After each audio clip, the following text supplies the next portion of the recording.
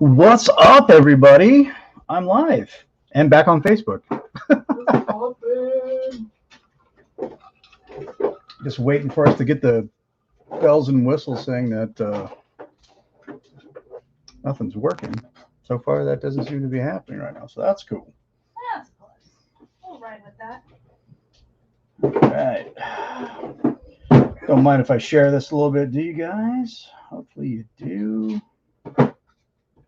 Or don't, I mean. All right, we're 23 seconds in. We're doing good. I need more paint. My wife needs more paint. All right. All right.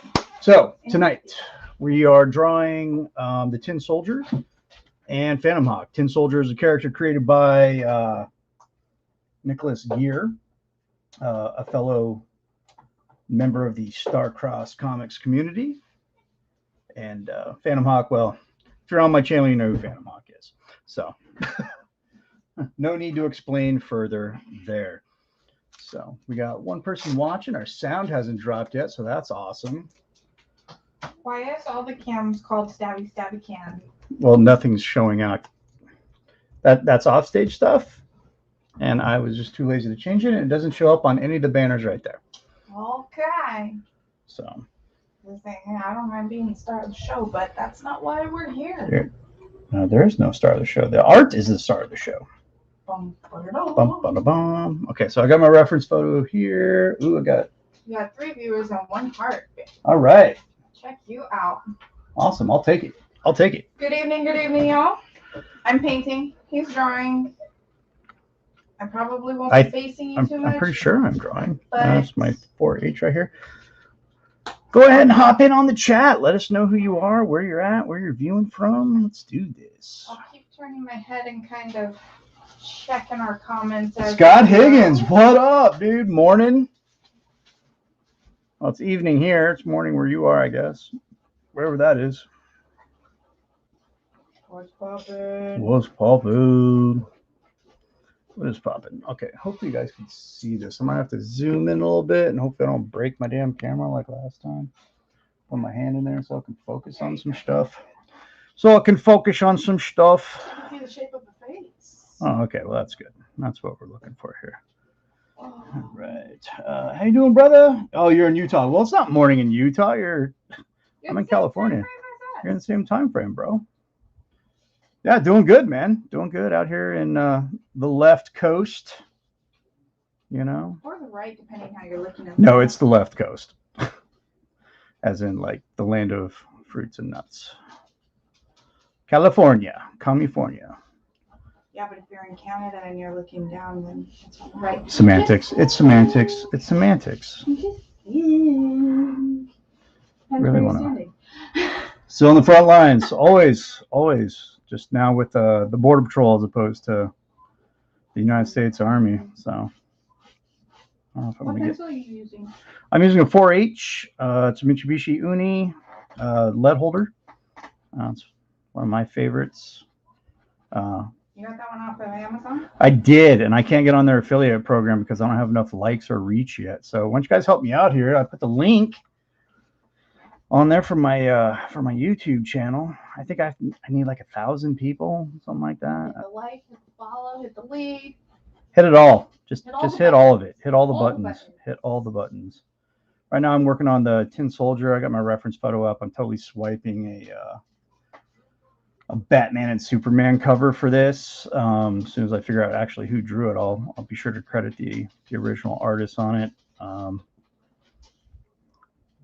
A lot of shadows. My buddy Ray was like, "Hey, please tell me you're doing a Phantom Hawk and Cardinal one." So after I set this up, actually, you know what? I'll go into it later and do it in blue line on my iPad, so I can recreate it with different characters. That way, I still have the framework.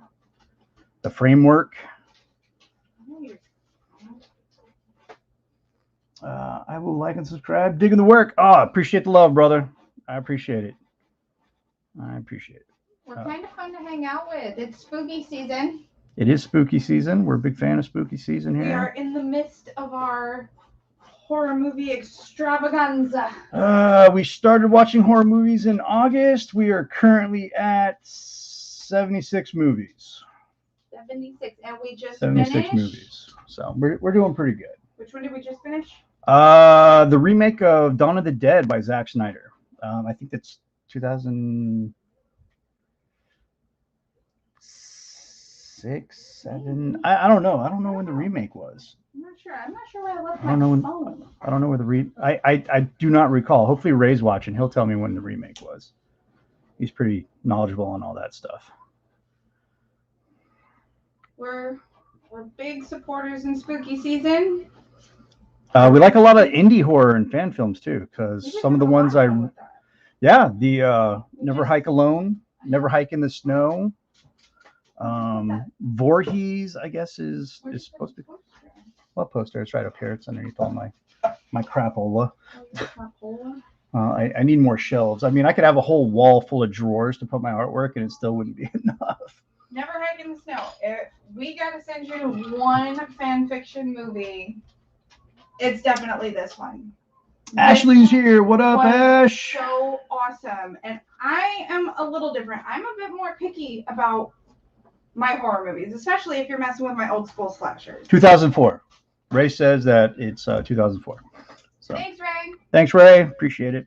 I'm weird when it comes to my old school slashers. I don't like when people take too many creative liberties with them because they are who they are because that's who they are. But this one, I actually really enjoyed this one. Never Hike in the Snow? Yeah. Yeah, that's I really like that one a lot. And so when he ordered it, he actually ordered me a couple buttons. Yeah. Unknowingly. I guess I didn't tell you about it. Yeah. Voorhees is terrible, is it really? That's sad. Unknowingly, he got me these cute little buttons. Because I just finished my Kickstarter survey so they could send it to me. So that sucks. Caden, turn it down, buddy.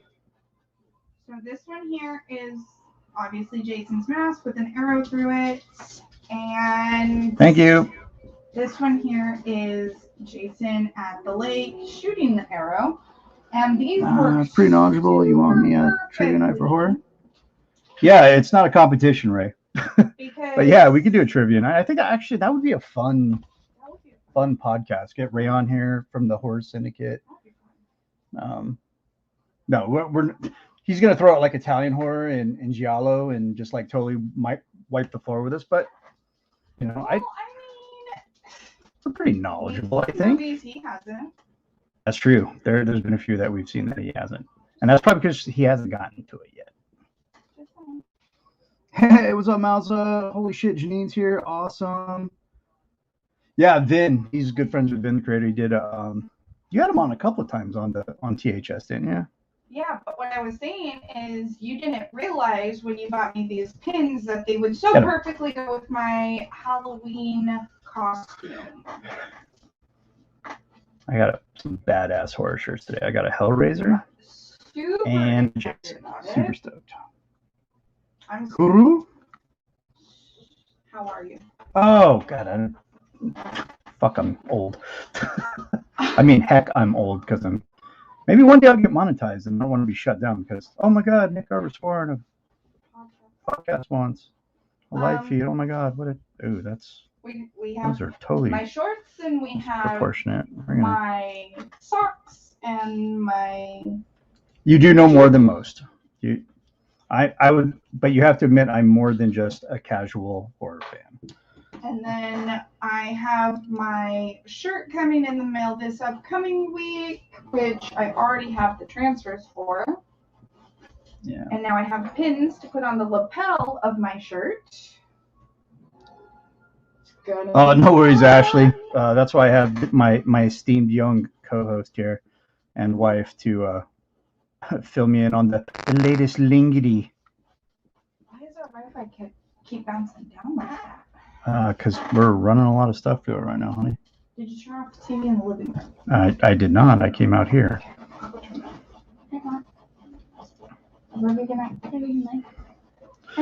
No, buddy. I got really bad about dressing up until I had that little monster, And then Halloween became a much bigger deal. Bigger and I started deal. dressing up again. This year I am going as a Camp counselor. Crystal Lake camp counselor, which is why those pins. Yeah, and that's right. It's you. You're the person to know the lingity. It's gonna be fun. So I'm going as a I'm gonna go a Camp little Crystal lower Lake on that camp one. counselor, and he's still undecided. More likely, I'm just gonna finish the Mando and just do that. The kid is still undecided, so we shall see. Full-blown Mando armor with rifle. But I'm super excited because I get to wear my Converse and be super comfy. I'm gonna be Jason, to be honest with you. And I can just run up and down the street like a Looney Tune in my camp counselor outfit. I don't know. I'm a little short to be Jason, though. My twins are Clark Kent and Superman. That's awesome. Is that his legal name? Yeah, like one kid's name is Superman? Or like it would have been really cool. It'd be like Clark Kent, and then like the other twin would be named like Kal-El. So you got like his human name and the Superman name. That'd be legit. Oh, man, I think that head's a little too big. It's driving me nuts. It's driving me nuts. Last year we went as a Star Wars family. Grayson, Dick Grayson, awesome. That's super cool, dude. I was what was her name again? Who? Ventress? Oh, Helena. Ventress? No. Who you were last year? Yeah. Yeah. Ventress. Thank you. I thought you were talking Huntress. Sorry, my bad. You confused My me. bad. No, I'm trying to confuse nobody. Shit. I proposed the changes to the boss. I love that. I went last year as Ventress. He went as a Jedi, and the kid was Grogu. Though his face didn't match his ears. Yeah, it was a little off. His makeup, we kind of had to do last minute makeup choices, and there was not much left anywhere. So his face versus his costume were like two completely different greens. But it worked. We did the best we could. It was very last minute. We did the best we could. So we did not have the makeup prior to we really didn't. So I'm Halloween day. Sorry, I gotta make Phantom Hawk a little bit more here. And then that was last year's Halloween. Yeah, there's a painting, a canvas of it on our wall. Mm-hmm. And then earlier in the day, because we did two costumes, we did our daytime costume and our evening costume. I was Billy Butcher from The Boys, and then our dog got hit by a car, and we spent all day like trying to patch his ass up. 1980s side ponytail with the big old flower or the big bow. Oh yes, it was horrible. The chopped up t-shirt. It was so 80s. It was awesome. My poofy skirt on. It was out of control. It was. It was cool though. Like I walked out of a Madonna video.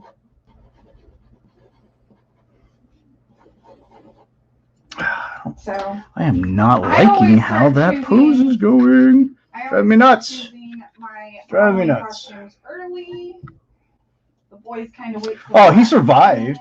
You know, he had like a gimp leg for a little bit, but he's fine now. Yeah, he's out there in his new bed living his best life. Yeah, I bought him a new bed that I swore up and down he was going to tear apart, but of course the dog always siding with the wife here proved me wrong. I've trained him not to attack the pillows, and the bed feels like our pillows. So I had faith he wouldn't destroy it. Her, on the other hand, she keeps trying to dig at it. Oh yeah. I'm about to smack her up. It's really rare that I put somebody else's character front and center outside of my own, but I think with the what I'm using as the base here. Yeah, because your character needs to be a little bit darker so he can be in the shadow. Yeah, I am the night. I am darkness. I am the Phantom Hawk. Nope, see, Mr. Q right there. He's not Batman. He's Phantom Hawk. Yeah, but we were watching Lego Batman the other night, so. Oh, look, who came to visit? Why do you wait down? Honey, we're trying to get monetized. You gotta watch language or something. This is the one that decided to get hit by a car last Halloween. Yeah. Squid limp noodle on me. Say hello. He's cool though, so I spent the $2,000 to save his life. He owes me forever. Forever. He's a good dog. He's holding on to the edge of the. He got me through some rough times. Honey, What is he doing? Is he being an ass? look at how he's holding on to the desk. Oh, what an asshole. Dang it. Wasn't supposed to say that either. He's got a loose booty. Good bup, just chilling. Yeah, look. He's Lord Domino. Hold on, he's got his bow tie on. Little Lord Domo. Hey, over Tuxedo here, head. bud. Tell Daddy to stop saying your name so everybody can see how handsome you are with your bow tie. Yeah, he's all right. Hi. What are we looking at? Meryl's probably chilling with the boy. He's been in trouble all day, so She's guarding our door. she's like, is that what she's doing? Yeah, she's right there. Oh, yeah. She's afraid of the trim. It's so weird. Because she never was. So this guy right here, he has a super loose booty after his car accident. Super loose booty. Super loose booty. And every time he climbs up into bed with us, he'll flop down to get comfortable. And when he flops down to get comfortable, he'll let out a big old stinky fart. Every time. And last night it was hilarious because when he flopped down, his little butt was right on Nick's knee. And it just made this horrendous noise, and it was hilarious. There you go, buddy. Go lay down. Go lay down in your new bed. Want to go outside? Want to go potty? Our dogs are super strange. So, Senor Loose Booty apparently needs to go potty. Meryl was never scared of transitions in doorways until their sister came down to visit last Christmas. And now Meryl is scared of transitions. We don't know why. It's the weirdest thing. I think what we need to do when we go to either Walmart or Target is see about getting a hallway rug. That way, when she steps out of the room, she has like that little runner rug down the hallway. Yeah, that might work. It might help her get over her fear. It might. It might. Yeah, she's been slipping and sliding all over the place lately, like all over the place, because she just keeps losing her mind. So I think maybe if we look at like a runner for the hallway, that'll help maybe. Don't worry, we ordered your allergy medicine. Yeah, it's on its way, bud. So you're scratching her ears again. I'm gonna take the dogs outside real quick, honey. I'm gonna leave you with the peoples. And then Oh no, you can't do that. No. Once I get them back inside. They'll have questions and I don't have answers. I'm just kidding. You go do what you gotta do, honey. We're pretty smart, but this boy needs to pee, obviously. I will be back. And then I will paint while you draw. Sounds good. Not prepared when I sat down. Oh, hey, Janine, just so you know, you were worried about your invoice. Don't worry about it. Everything's still in your bucket.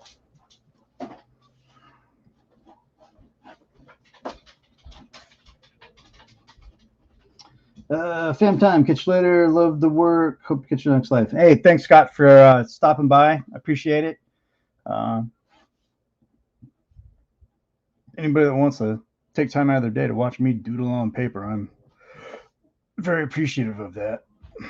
Sorry, I'm starting to sound like Rick from Rick and Morty. Jesus. Rick and Morty. How many people I got watching? I got 6 people watching? What? It's insane. That's awesome. I'm happy to be back on Facebook. I was a bad boy. I was going to do a Kickstarter starting next week, but I think I'm going to get the book a little bit more completed before I do it. So I'm like really looking forward to showing it to you guys. But this way I don't take the spotlight away from anybody else that's got a KS going. Actually, a little more defined traps.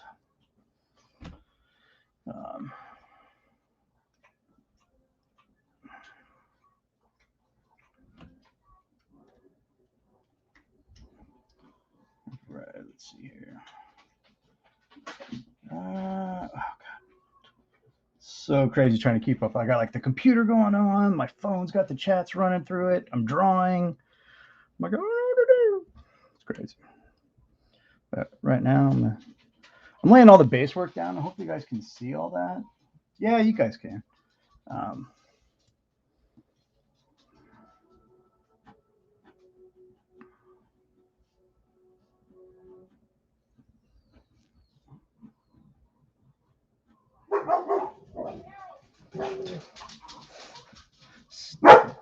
Those silly dogs in the way.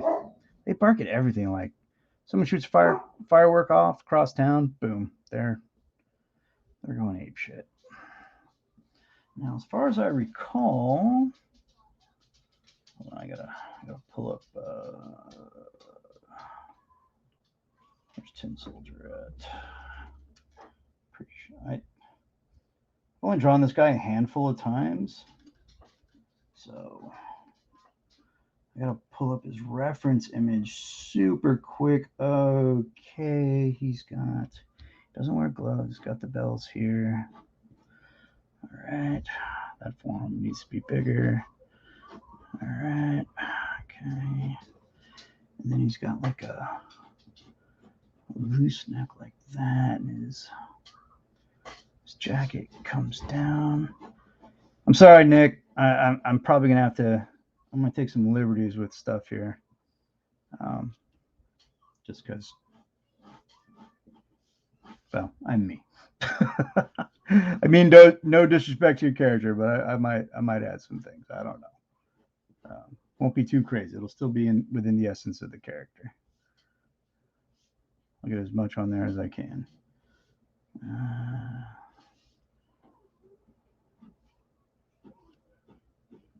There we go. I like collars. I don't know what it is. I'm a fan of collars on my stuff. Well, stuff that I draw.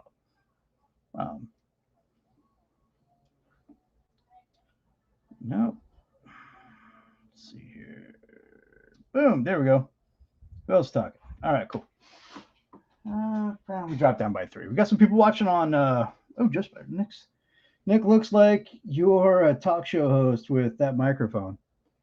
That's the camera, actually. No, it's not a microphone. There's a microphone in here, and there's a microphone there, and then maybe on the FaceTime cam, I guess it shows up. But this is a mic. Or not a mic. Got me screwed up. This is a camera that points down to the image that I'm drawing. But yeah, I guess I do look like a talk show host. Welcome to AM Radio. Spirit Radio on your AM dials, 1776, top charts in the morning. As I draw Starcross and Apogee comic characters in the AM. Weenie in the butt. Weenie in the butt, beep. Yeah. So right now we got some good stuff going on right here. We got our boy, the Phantom Hawk.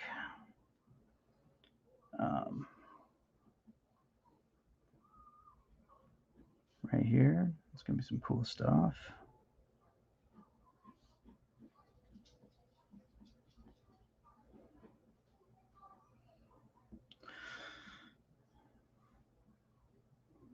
What I like about doing these swipes, and it's not because I lack imagination or creativity, is that sometimes there's other artists that just come up with really cool layouts, and you're like, oh man, I didn't even think about that.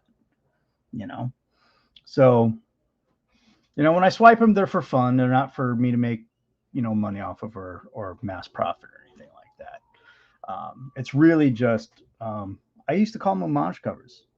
I used to do them with Jim Lee all the time. I got a few of them hanging in my office that I did with my characters. Apparently one was so good that someone goes, hey, that's Jim Lee. And I'm like, okay, first of all, thank you. And second of all, no, that's me emulating Jim Lee. Jim Lee is one of my favorite artists and creators, along with Todd McFarlane, Mark Silvestri, Jay Lee. These are all people that had a huge influence on me while I was growing up. Draw all your characters with mustaches until you shave your mustache. Can you imagine Phantom Hawk with a mustache or the Cardinal? Oh, they would look ridiculous. That actually would be fun. I'll just do like a series of busts. I'll turn the paper this way and they'll just be all my characters. And I'll just put mustaches on all of them.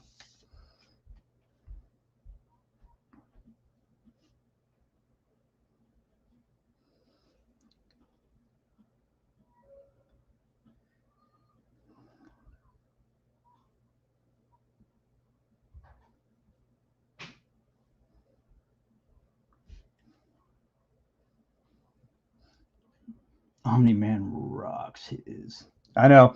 I was close to ordering a Omni-Man costume and doing that for Halloween. Think, Mark. Think.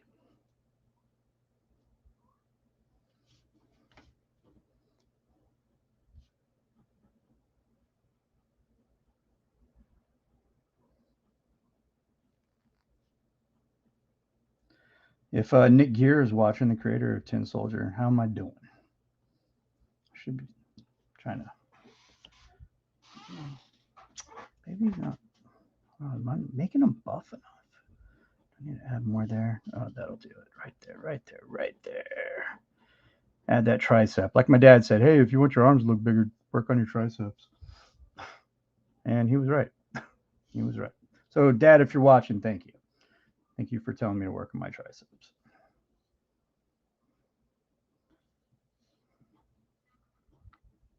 I think is he wearing gloves? I think he's wearing gloves too. No, he's not wearing gloves. Steel Soldier or Tin Soldier does not wear gloves. Alrighty.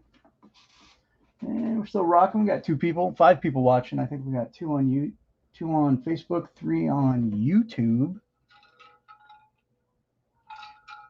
Thank you for watching me on the YouTube. I appreciate it. All right. Well, I'm gonna start probably getting into some detail work now. And for detail work, I'm gonna go a little darker. I think I'm still gonna be using my Mitsubishi Uni LED holders. This is an H, and this is a 2H. I think I'll go with the 2H for now. My wife got me this awesome pencil and pen and brush holder, like multi-purpose holder. So I've been using that. It's pretty cool. I like it.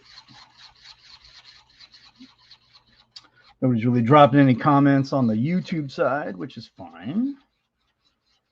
That's fine. Maybe they're shy. Nothing to be shy about. I'm a 40-something-year-old comic prodigy. Just kidding. That likes to have fun and talk to his, people that watch, fans, friends, whatever you want to call it. I'm going to start with the eyes here, because as Jim Lee always said, should always start with the windows of the soul. If the eyes aren't right, the rest of it's not going to look right. So I'm going to go with that. I've been on this Jim Lee kick lately too. Looking at some of his old layouts and whatnot. Trying to figure out how I could pull that off. Because let's face it, Jim Lee is in a class all by himself, just like Todd McFarlane's in a class all by himself. But these are my heroes in the comic book world. Neil Adams, Jim Lee, Mark Silvestri, Todd McFarlane, Uncle Todd. So I'm gonna get the nose going here.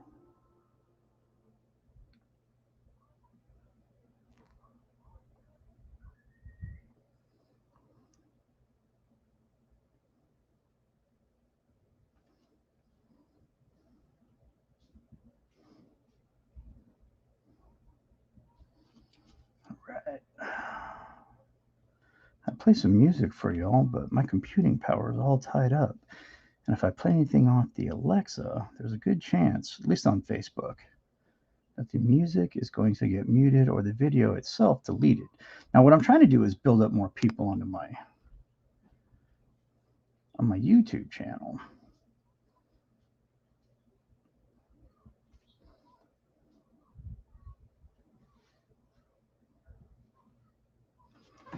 This is what I really want to do. Let's get this a little bit more there. I'm trying not to make my camera fall again. We'll adjust the camera a little bit. There we go. Let that focus. All right, cool. Let's bring this down a little bit so everybody can see. So.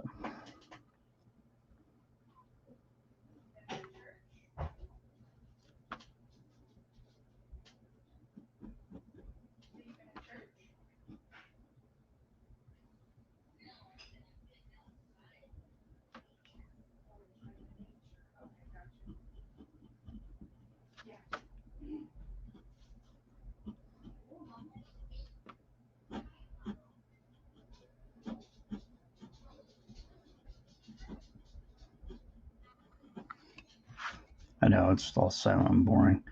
My apologies.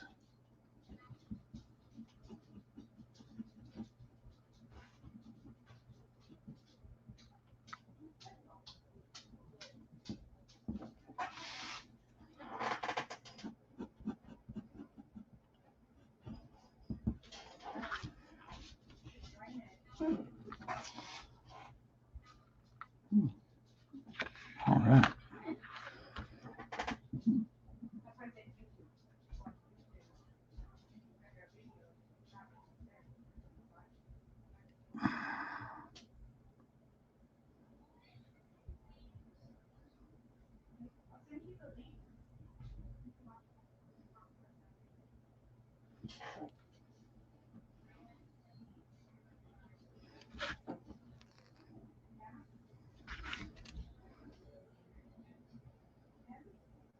All right. Okay. I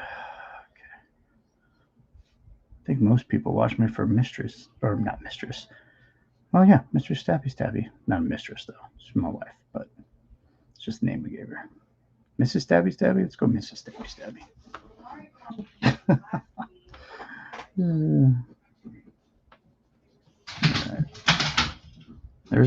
That's my dog freaking out over the transitions. You goofy mutt.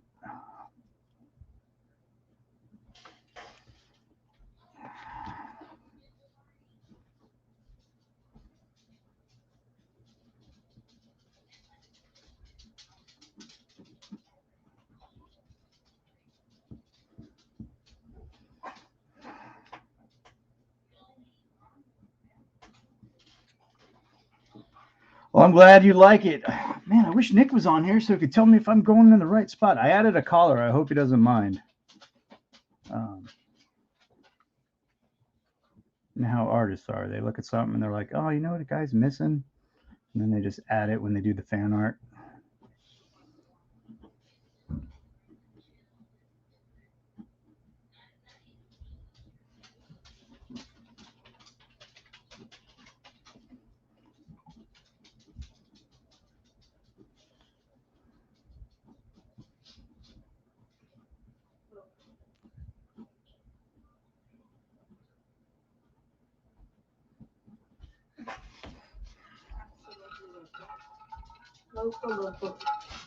Who's on the phone, baby? It's Anisha. Oh, what up, girl? She's in my ear. Oh, she's in your ear? There you go. Thank you. You're welcome. She said, hi, Nick. Hey, girl. I told her to get on our YouTube and watch. Get her ass on the YouTube. Watch me create the arts. I'm going to send her the link so she can pull it up on her phone and watch it. Yeah, just look up FG Comics on YouTube. I should show up. I don't know. Maybe. She's so cute. I can't with her ass. Why? What's she doing now? She's just being cute. She's just being cute? She's just being When's she coming out to visit? Well, she went out to Vegas because her sister's pregnant again. When did that happen? 9 months ago. Okay, makes sense. And she had the baby. She had the baby? Okay, so she's already popped out the baby. Yeah, like Gotcha. when? Like a week ago. I don't know. I'm not I'm not in the loop, obviously. I just found out her sister was with child like 2 seconds ago. 2 seconds ago. And then so she went out to visit, and her sister got all mad at her for some we don't even know. Really? Yeah, and kicked her and Aiden out of the house at 2 a.m. Even though they live in Cali. I thought she was living with her dad. In Cali. Okay. But she was in Vegas visiting her sister because her sister was a baby. Oh, okay. And she got mad for some reason. You guys are getting all the tea. Yeah. And kicked her out of the house at 2 a.m. That's crazy. With Aiden. That's even crazier. It's messed up. Yeah, I agree. Messed up.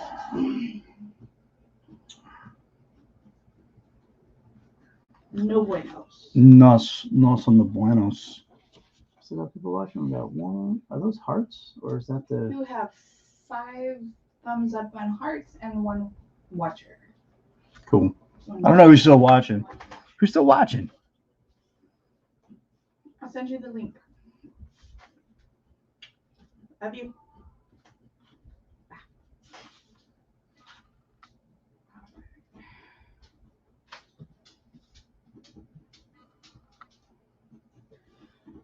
What do we ask for when we have music on with Alexa? Royalty free, but she doesn't really play royalty free. She plays like some weird stuff. Alexa, please play Royal. I don't know that one. Yeah, because you didn't let me finish talking, bitch. Excuse my language.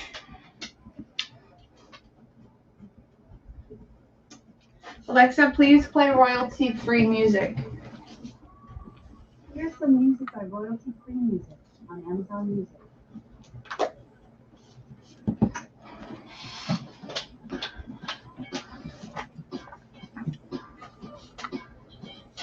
Yes. If anything pops up saying we lost the mic, then we know that's why. Yeah.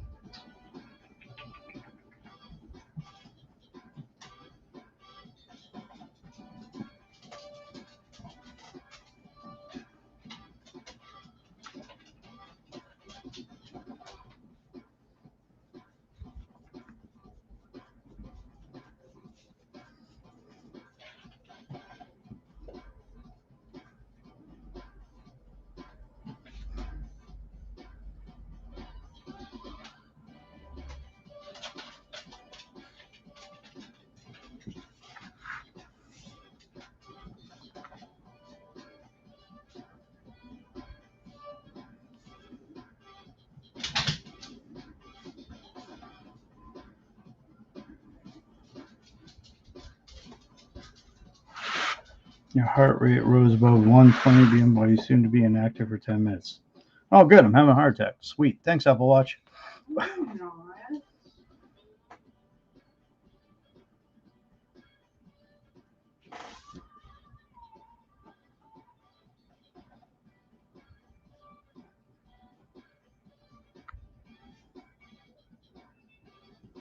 We still have Mike, so that's good. All right, cool. We got 2 people watching. Woo, woo, 2 woo, people woo, woo, woo. watching. Say hello. Let us the know woo. that you're here.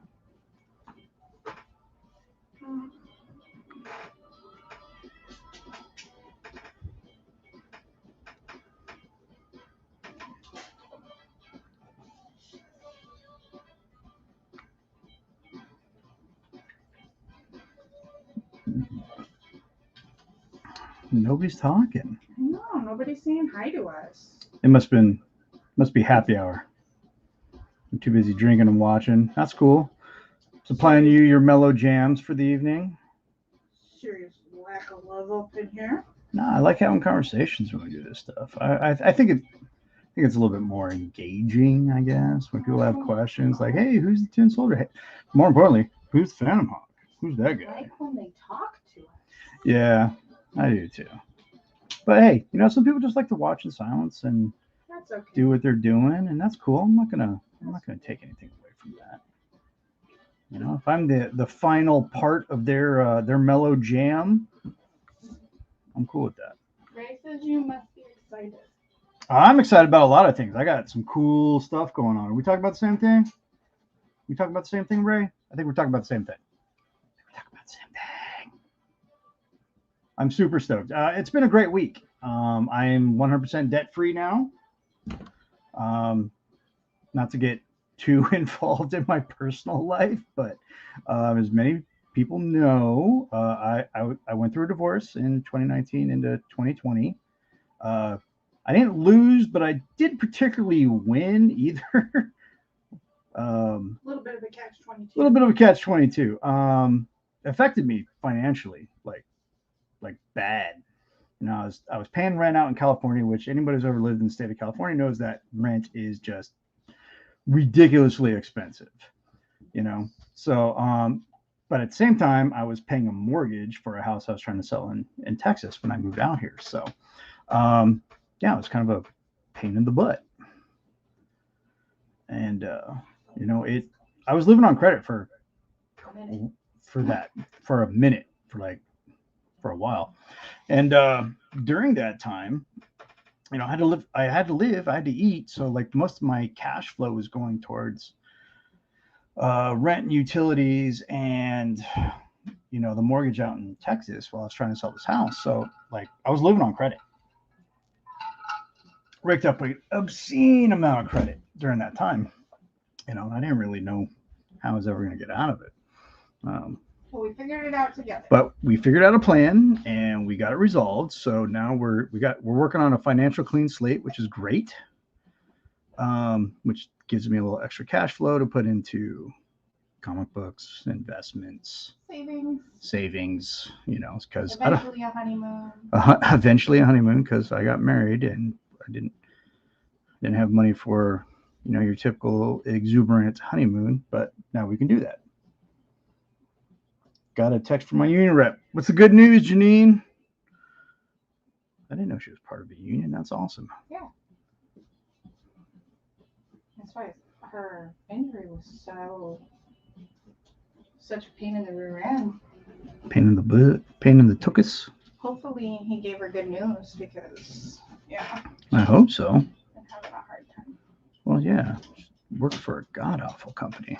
I might have to put it in a comic book on how god-awful they are. Like an evil corporation. That would be it, yeah. I definitely am getting more of this paint. Which paint are you using right now, babe? I am using the Deco Art Americana. Oh, and this blue is flipping gorgeous. I can't see what you're doing. Describe it to me. What are you doing? What are you drawing? Blue. No, you're describing me a color. What are you painting? It's spooky season. It's spooky season. All right, so it's gonna be something spooky. Going with something for spooky season, but I was going for kind of a blended sky, like blue into purple. Okay, I dig it. And look at this blue. Camera up wet. just a Look at this blue. It's good blue. It's good blue. Isn't that bright? And it's not bright. Oh wow. Yeah, it is a little blue. Yeah. That's blue. No good news yet. Well, it's coming. It's coming. We're praying for you. It's coming. I am digging this blue. Are you? Yeah. That's good. We're going to Michael's tomorrow, so. Yeah, we are. I can stock up on my deco art because I think it's buy two get two right now. Oh, I'm buying frames for the Star Wars posters tomorrow. Oh, cool. I need paint and I need more canvases. Because I only have 2 canvases left. It's gonna be like supermarket sweep up in that jam. So, if you guys know, I love to paint. And I painted an ode to Nightmare Before Christmas. And then old neighbors had a friend that was getting married that loved Nightmare Before Christmas. That was like their wedding theme. And so I told him, you know, hey, look, I have this really awesome art piece that I have. And he was like, I'll give you $50 for it. And since it was for a wedding, I was like, yeah, sure, no problem. Problem is, he never paid for it. He moved out, got restationed, moved out, and never paid me. So I was just out of the painting. So the other day I put on my true crime videos because I love my true crime videos. She really does. And I just went for broke. Oh no, my tripod. What happened? It can part. Just gotta get it back together.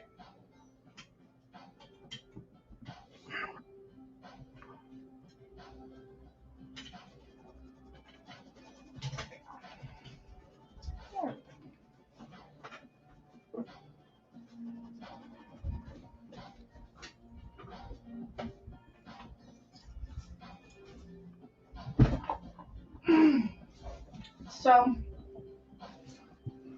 this was the outcome of me listening to true crime and just painting.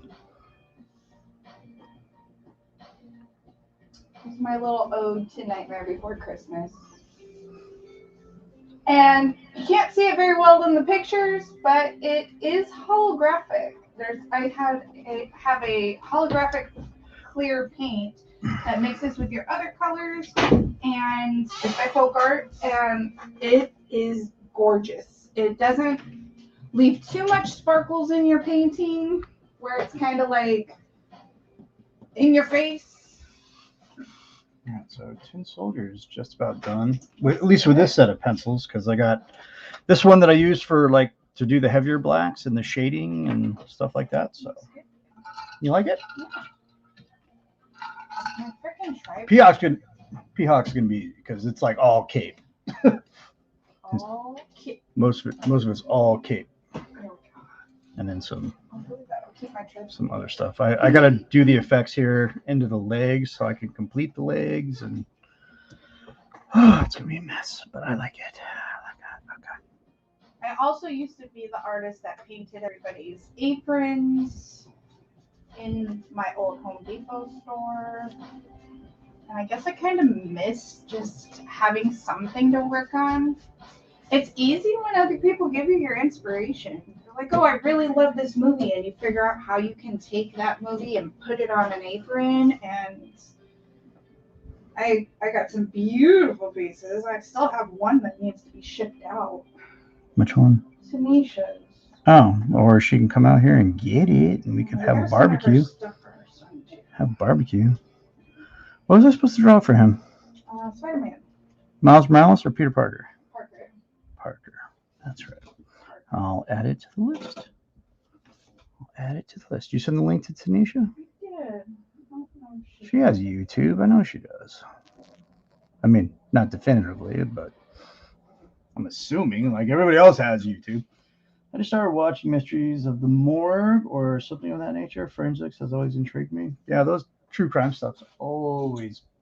They suck me in. They do. So, I hate it when they suck her in too much because I come home to an angry wife. You're not going to believe what this dude did. Here, let me break it down to you and how dumb the cops are on this one. I'm like, okay. In full this is going to be as soon as I get home, this is the next hour of my life. Maybe hour and a half unless I shut it down.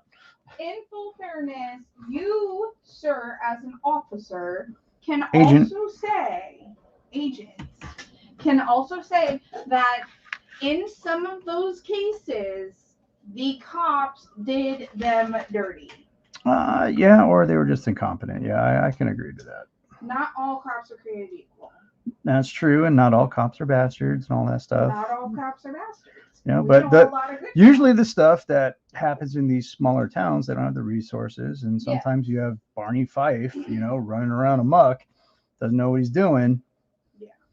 Yeah. Nothing to take away anything from, rural law enforcement agencies at all, but just sometimes you don't have the resources, or there's really a lot of it, what it comes down to, they don't have the experience in those kind of cases to be working them. The one that I was watching earlier that I was telling you about, the girl who her fitness tracker actually helped solve her own murder.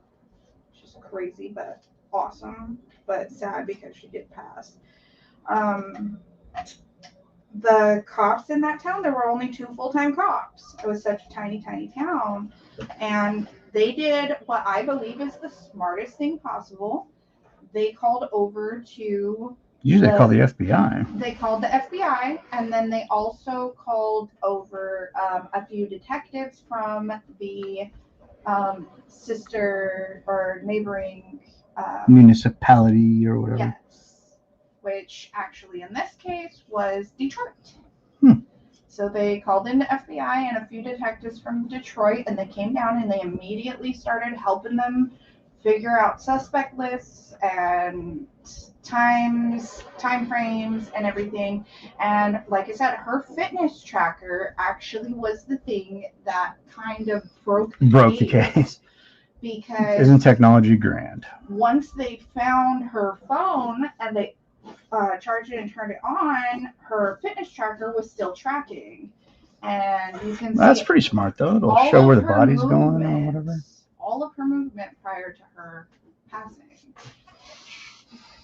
Oh man, neat. it's really bright. Hold on, let me adjust my light a little bit. We don't put the overhead light on the office because It's super bright. it's super bright.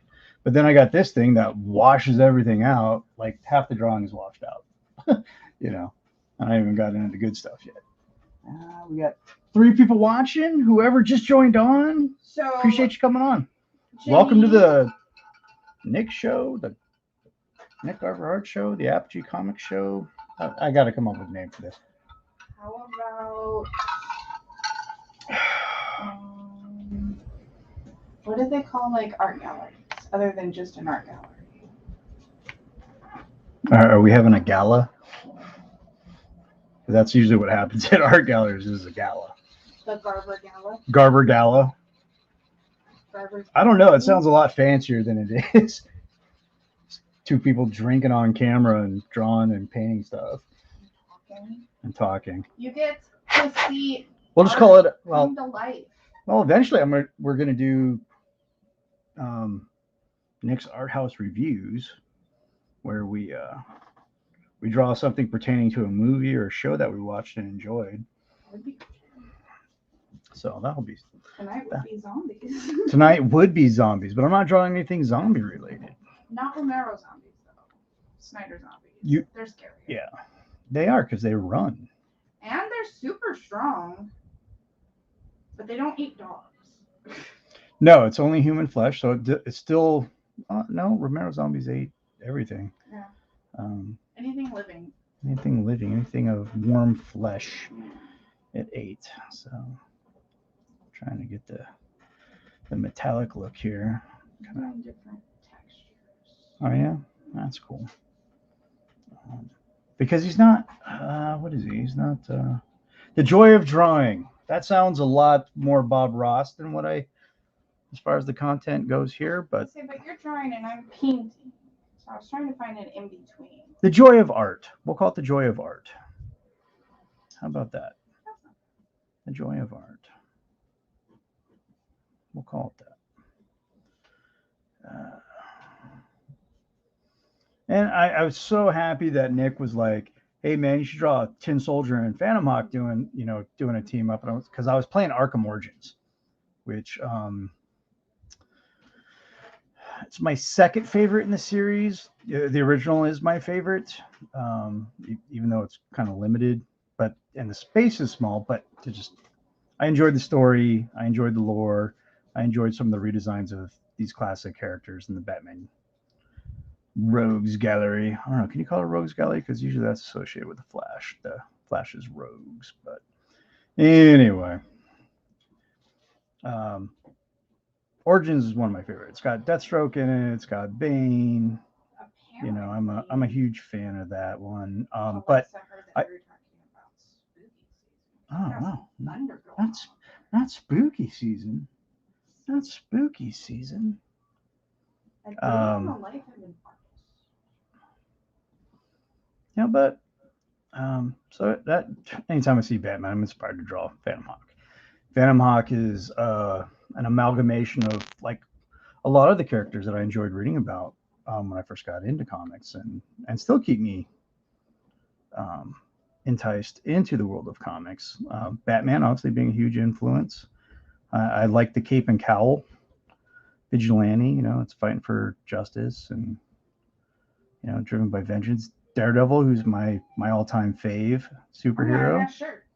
She's wearing a Hell's Kitchen shirt right now. She's wearing a Nelson Murdoch shirt. I had it before I met him. I almost wore that same shirt the day that we met. This is Actually, not- you know what? We're wearing the same shirts the day that we met. we I was had a wearing the date Flash. today. Yeah, and we had our adventure date. We went to the Van store, picked up some swag. Hot Topic, picked up some more swag. We stopped at the Disney store. Stopped at the but Disney store. It wasn't. It was lacking. it was. I think the coolest thing we saw was the Nightmare Before Christmas suit. Oh yeah, That was pretty rad. I think I need to go back and get that. To be honest with I think so. you, little I should have grabbed myself Sport that coat. sparkly Nightmare Before Christmas pair of Mickey Mouse ears too. Oh, I didn't see those. You didn't show me those. You should have grabbed them. You should have. I was like, hey, is there anything anywhere? You're like, no, I'm good. I'm like, all right, I cool. was struggling. That's the only store that like forced us to put on masks. So. Yeah, I was the only one that was like, hey, you gotta wear a mask. Which I mean, fine. And it was at the San Isidro. I struggle with breathing in the mask. So.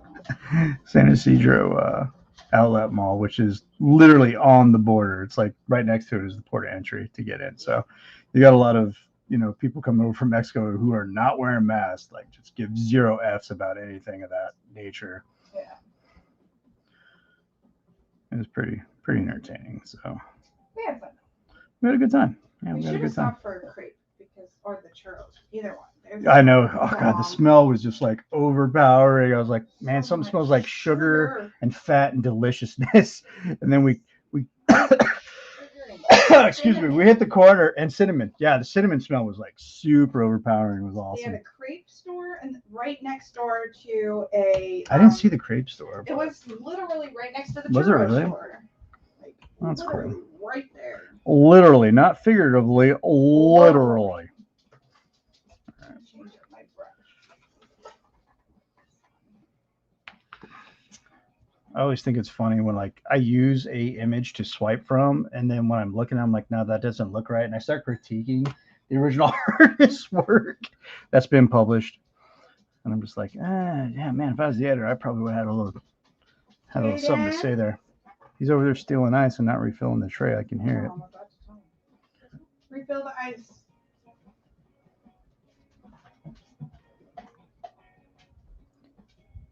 If you taketh, you replenisheth garburations.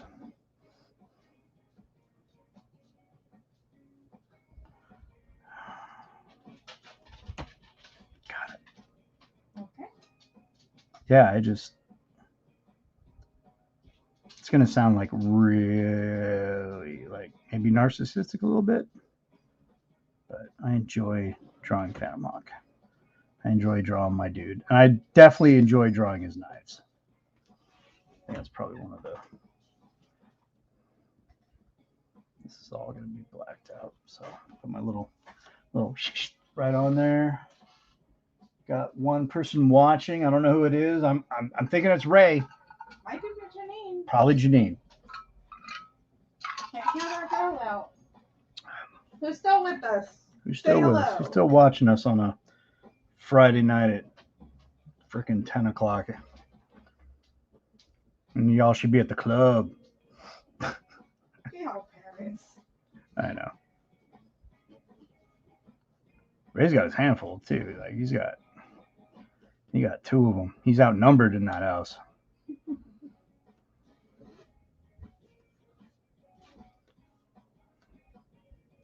Outnumbered.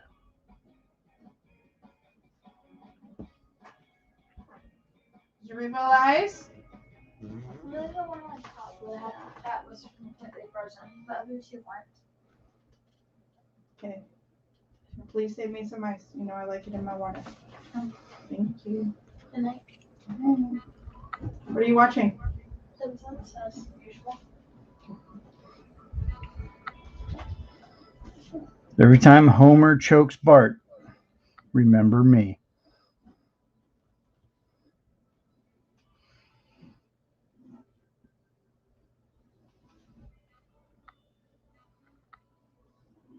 Get crazy with the cape here. Getting crazy with the cheese whiz. I only use that because it's a Beck reference.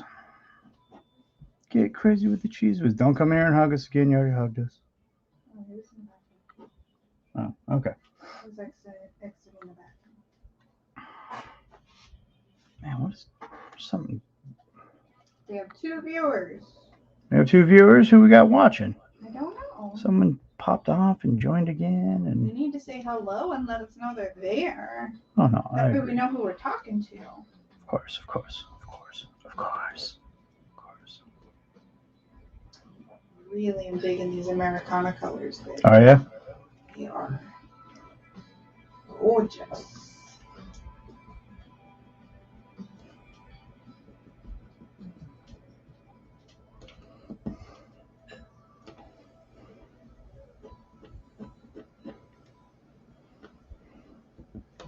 Did you seriously go out there and get another piece of ice? Heather Foyt, holy shit, my sister from another mister. Ain't seen you around in a while, kid. Where you been? Did you go get more ice? No, I was out there. I was looking at your little. What are they called? You're looking at what?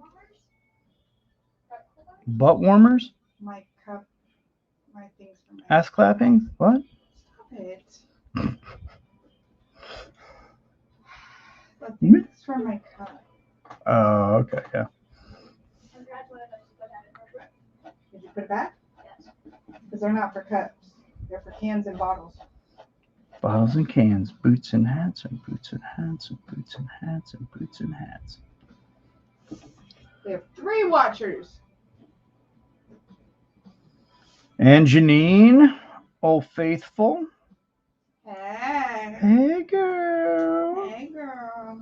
I'll Just invite working you. and stuff. Yeah, I get you. I get you. Yeah, Janine likes to pop off on again.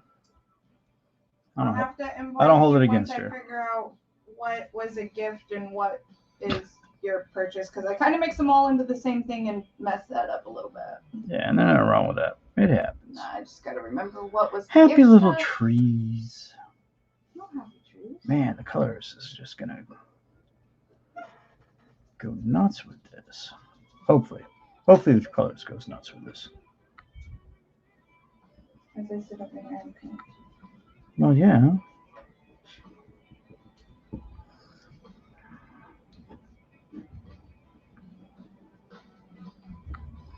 Sasha is getting very old. Odin flew past her and knocked her on her butt, and she couldn't get up. Dogs. I missed Domino. He was just in here. Yeah. And then he went back to sleep on his grand pillow. I told you. Hey, you know what? How many times did I tell you you're right? Jesus. You were How many right. times do I always tell you that you're right? Let me have this one. You have it. I don't know what you're throwing a fit about.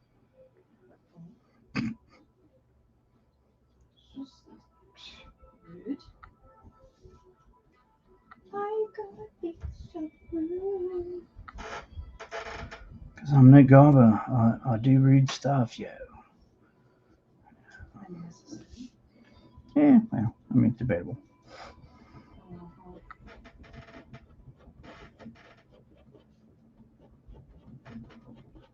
Make thunder. Yeah, you do.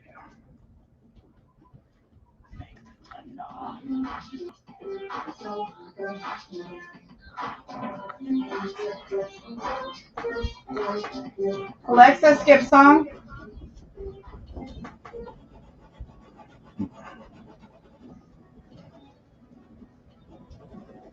Oh, that was, but not happening. Negative.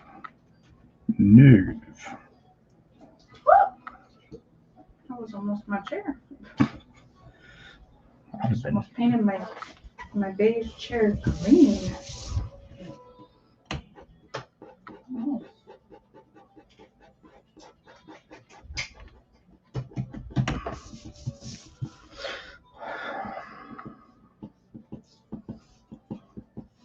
A lot of people ask, Nick, why do you put those little check marks on there, those little cross marks? So I don't have to completely shade everything in. Since I'm the one inking the damn thing, I already know kind of what's going on. So a lot of this stuff's going to be in heavy black. Because he's the Phantom Hawk. Oh, my mom looks like Caca. He what? My mom looks like Caca. Most browns do look like caca. You have to tell her she's right every 5 minutes for the rest of your life. No, I don't. No. But the last one I did. This one? No. No. No, we exchanged the you were rights, you were wrongs, the occasional I told you so, which I don't get to do that, and I'm fine with that. I'm pretty smart. She's like, oh, I want to get this bed for Domino. I'm like, in my experience, he always eats it up. He's kind of an a-hole. She's like, no, I've been teaching him. And I'm like, all right, cool. Well, if it doesn't work out, I owe you and I told you so. And she was like, all right, cool, deal. And now I don't owe her and I tell you so. Because the dog just loves it. Loves it. So He is in. I'm actually kind of confused by it, to be honest with you, because I was like, why don't you like this with like the other 5? You a-hole. You a-hole. Considering the fact that if he wants a T word, then he has to sit, shake, dance, twirl, and dance high. And I am in the process of teaching him to lay down. And Meryl, who used to only sit and shake, now sits, shakes, dances high, and lays down before she gets her treat. I train them. I take the time and I put the time and energy into our puppers, and It makes it sound like I don't do shit, which is fine because I don't. I train our puppers, and they don't eat the pillow anymore. But that's why there was like 3 different types. There was 3 different types at the Costco today.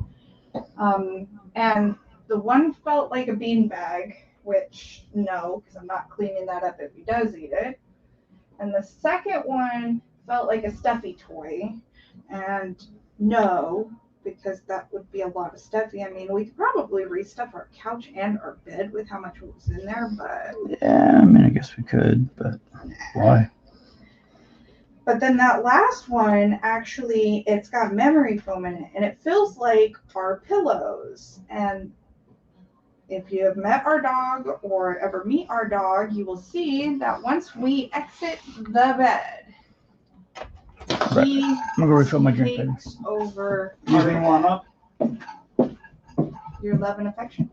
All right. And so I made sure that the one that I got him feels like our pillows, so he wouldn't eat it because it feels like our pillows.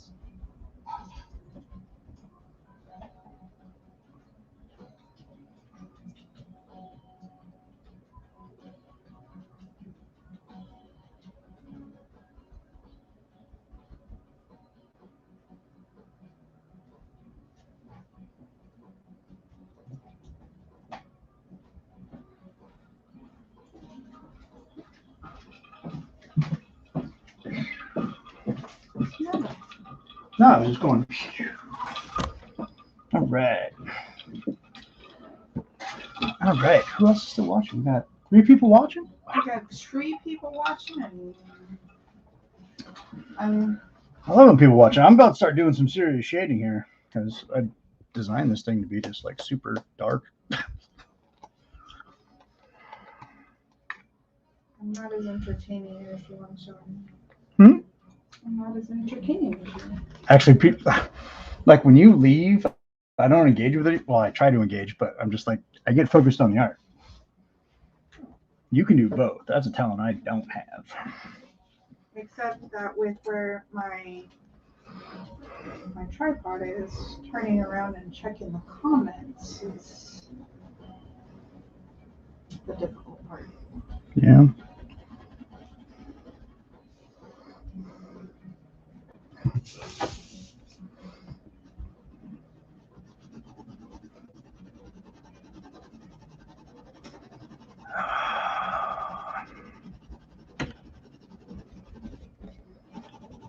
Oh, that's too dark. Which letter are you shading with? My usual, my F, my fine. It's coming out too dark? No, I put too much pressure on it, which caused it to come out too dark. It happens.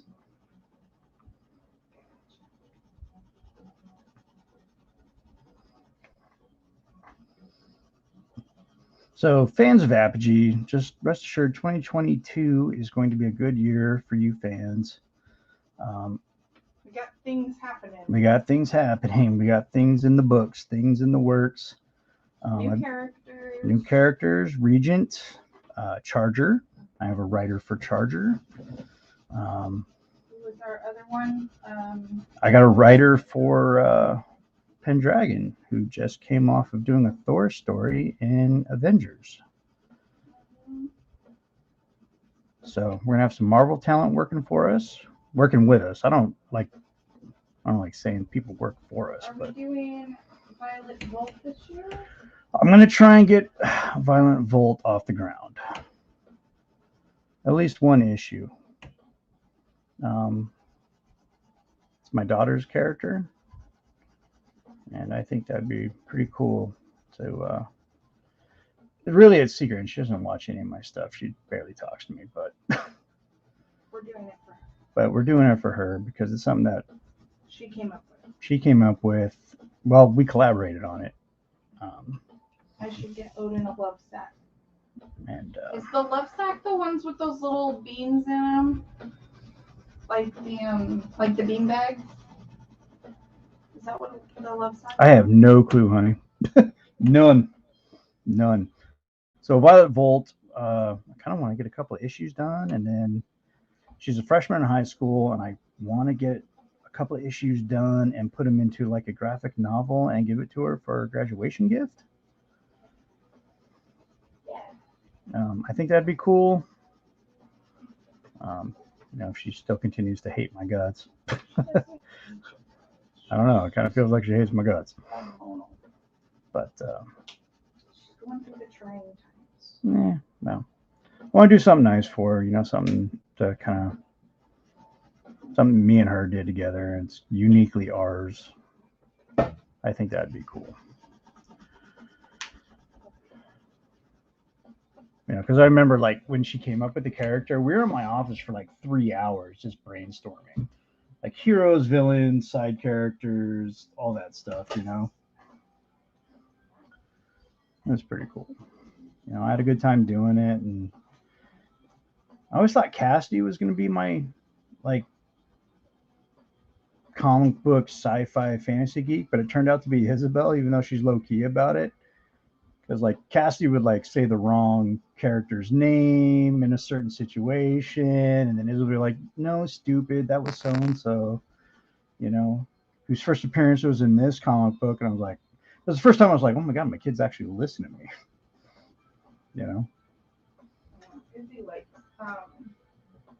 She likes the geek stuff. She's my little nerd. Renee Garza is in the house. What's up? Co-creator of Bengali, writer of Bengali, She hangs out with me. writer of Corvid and Sparrow. Hey, Renee. Hey. He just talks over me, so we good. Sorry, that was Eddie. Who is Eddie? I'm missing a conversation. I was following along. I have no idea what she's talking about, to be honest with you.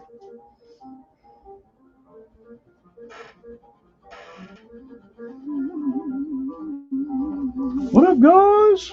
Not much, man. Just she's painting, I'm drawing. It's Garber Art House Gala Reviews. We're talking about spooky season and comic books and characters that are coming and yeah, it's gonna be a big 2022. It's gonna be a big year for Apogee. for the Garbers. For the Garbers in general. There we go. A lot of artwork going on up in here in our very confined studio space, but we freaking handled it. We do. Oh God, why is this washing everything out? Why is it washing everything out? Oh, that's not right. No, that's not right either. I don't know. Let's put it right there. I don't know. Jesus.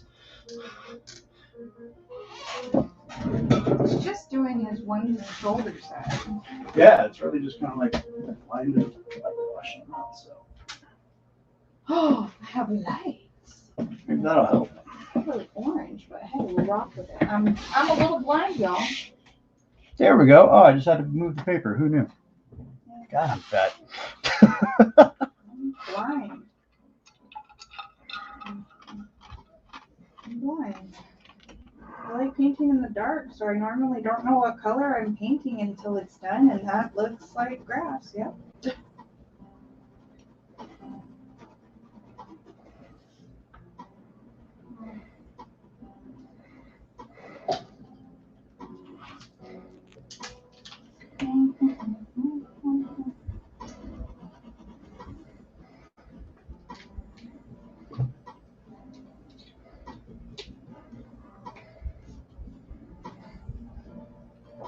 2022 is the year of Apogee. Um, Amongst other things. amongst other things, but I set aside, well, besides my We got oldest plans. daughter's graduation from high school, but we do have plans. We have things in motion. We have financial backing to make all these projects happen, which I'm super stoked about. The We got missus plans. is stoked about. So we got cool stuff. We'll be doing some Kickstarters after a lot of these projects are fully completed. Right. So we'll recoup some of that money or whatever. Not like it really matters. But we're going to sell some books. We're going to do some cons. We're going to make some cool art. Don't look at me, I paint. You make cool art. You could, like, putting a pencil in my hand is, you saw what my goofy cartoon characters look like. They're not cute. Those were comments to things you said. Love you. Oh, yeah. There's a little bit of delay. It's like not in real time. Like Ray had said something about like, what did he say? No. He said something. I was like, oh, that was the point. I'm like, I have no idea what he was talking about because I'm scatterbrained. What was the point of what? I don't know. I don't know. It's the point of something. Something I said. But Oh, that was when you said we were doing naming the art studio. And oh, okay. That makes more you sense. said the art of drawing or The joy of drawing. the joy of drawing. The joy of art. Well, he said the joy of drawing. I was like, but I'm not drawing, I'm painting.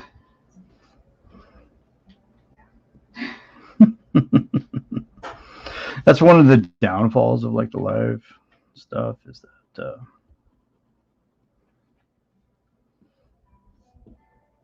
it's a delayed reaction by the time we see the comments.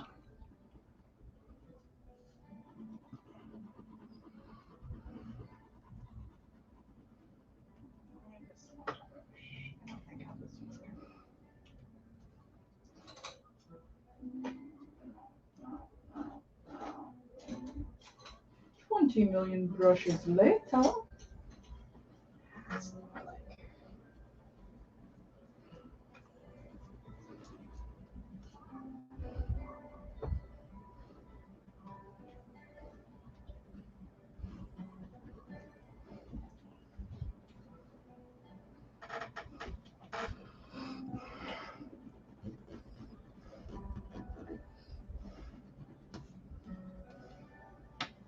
Get over there, baby.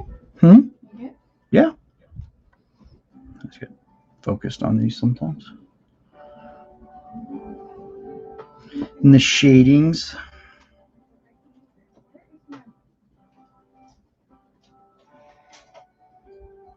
I have like a specific brush that's my favorite. I don't see it here. You want me to look at brushes tomorrow? You got it. I'm not seeing the one that I like.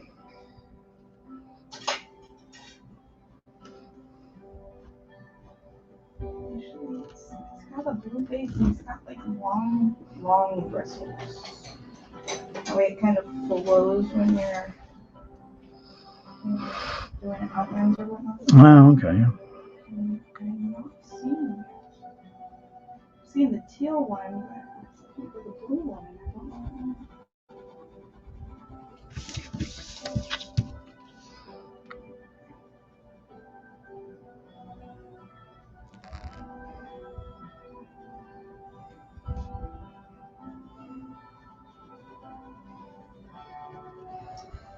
So what movie are we watching once we're done?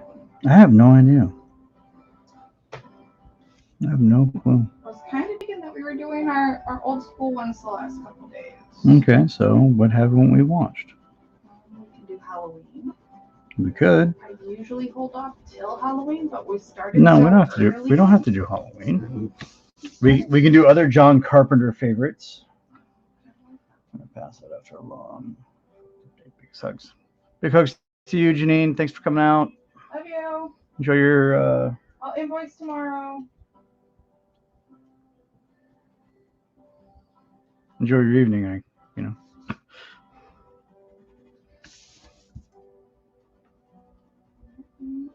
I'm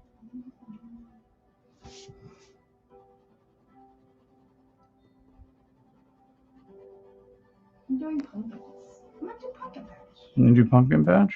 Yeah, I wasn't sure what I was thinking. when I Your started. nails are straight fire. Mine or hers? Hers are straight fire. She decorated hers. Are we talking to me? Probably not, because there's no close up on your I was gonna nails. say, how would we know? I think what my France in nails- here is just being silly. Which is I fine. mean, my nails are straight fire Your right nails now. are straight fire. They're fire. Hers are. My nails are straight fire right now. You want to put them in front of the camera right here? Hi, Janine. Thanks for coming out. Love you. Love you. Talk to you tomorrow.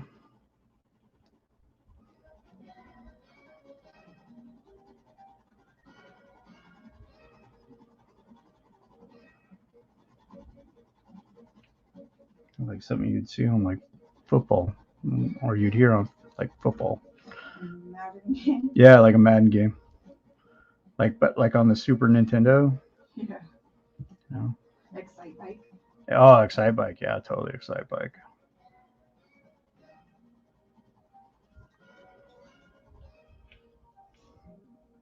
We got watching. Oh man, we got 4 people watching. Wow, we're superstars. Superstars. For those of you watching, don't forget to go on YouTube and like and subscribe to my YouTube page, Apogee Comics. Like, subscribe, hit that bell. That way, anytime we Hit go that- live, Hit the bell, because I get banned on Facebook quite a bit, and then I'm like just completely on subjugated to do nothing but YouTube.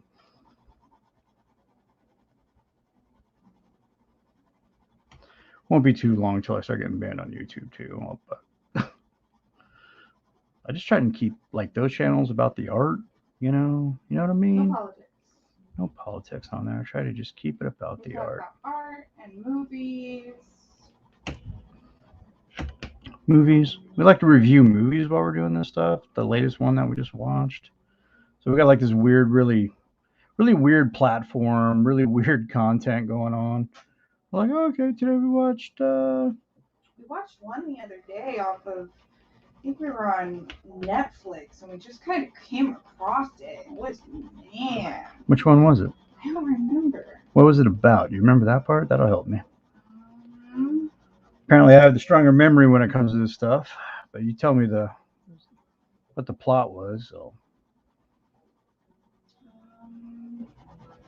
what was the plot? It was like it's in our list. I know it's in our list, but I gotta know what the plot is. I don't remember. We're at like 76 horror movies since I know. But mid-August. we randomly came across it. I think we watched Malevolent, and then we watched something right after that. So whatever was right after Malevolent, I think. Hold on, let me check the list here in a sec. We watched Malevolent on Netflix, and then we watched No, we watched Malevolent or Malignant. Malevolent on Netflix. Then we watched something right after. What did we watch? Hold on, let me check. Let me consult It was the either oracle. right after or right before. Malignant. No, Malevolent. Malevolent. We watched Mercy Black. That one was good. Was that it? Is that the one you're thinking about? Because that's before Malevolent. That one was good, but what was after Malevolent? Canyon.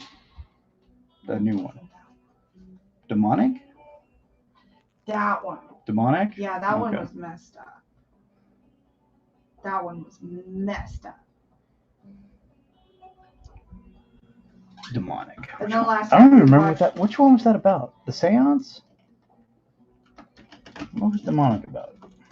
Demonic was the one with that one chick. Oh, that narrows it down.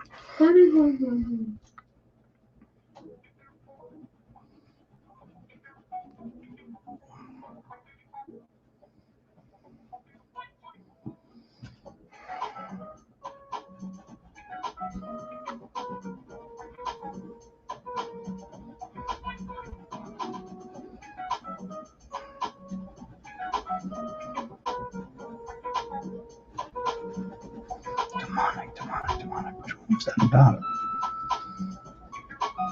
I remember it being good. I just don't remember what it's about because we watched so much horror. Sorry, I was responding to Izzy. Oh, what's she saying? She was asking if we took Domino to a beach yet. No, we were saving that. There's a place called Dog Beach that I've been wanting to take them to. Through by Sunset Cliffs. Demonic was the one with Scotty. Oh yeah, the film crew that went into. Yeah. Oh, that one was, and it had Frank Grillo, Crossbones. Mm-hmm. That one was cool. And Maria Bello. Yeah. Okay, now I remember. Yeah, that one was trippy, dude. Because it was not who you thought it was. Like you No, there thought was. you had it figured out. You're like, oh, it's this guy. It's totally this guy. So wrong. And then you're like, oh wow, oh my god, what happened? Oh no, destination effed. Yeah, that one was. And you feel like an F-wit because you didn't figure it out. Black was good, but It was very ending- Slender Man. Yeah, and then the ending was kind of like, what? Yeah. Oh, dog's going wild. It's that time of the podcast where everybody goes wild. Everybody scream! My cousin Bo is calling. I will call him back when I am done.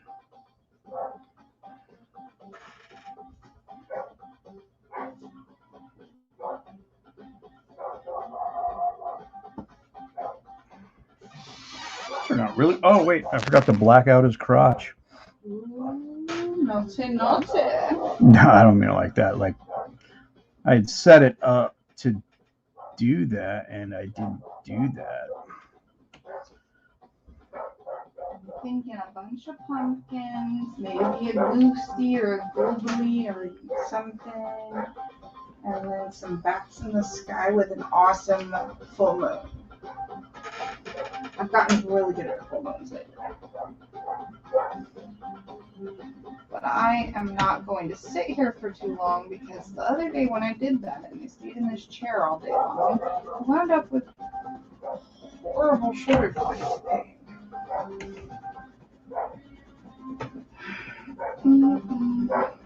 How do I not have any white pumpkins? I don't know.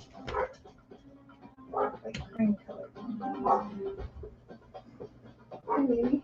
Mm. Can you slide or spin in your chair? Second drawer. I have a cream color right in the center. This one? Thank you. It's called toasted marshmallow. Toasted marshmallow? Toasted marshmallow. Totally works. Totally works.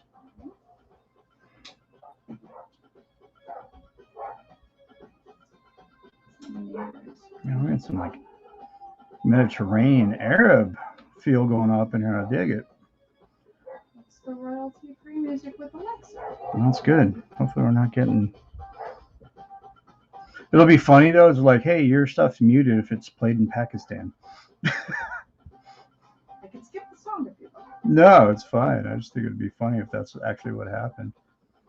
I shut down the living room TV for now. It's kind of And you get to hear the musical sounds of the neighborhood dogs, oh, with the thunder sound, that kind of worked. right? It's kind of cool. Kind of spooky.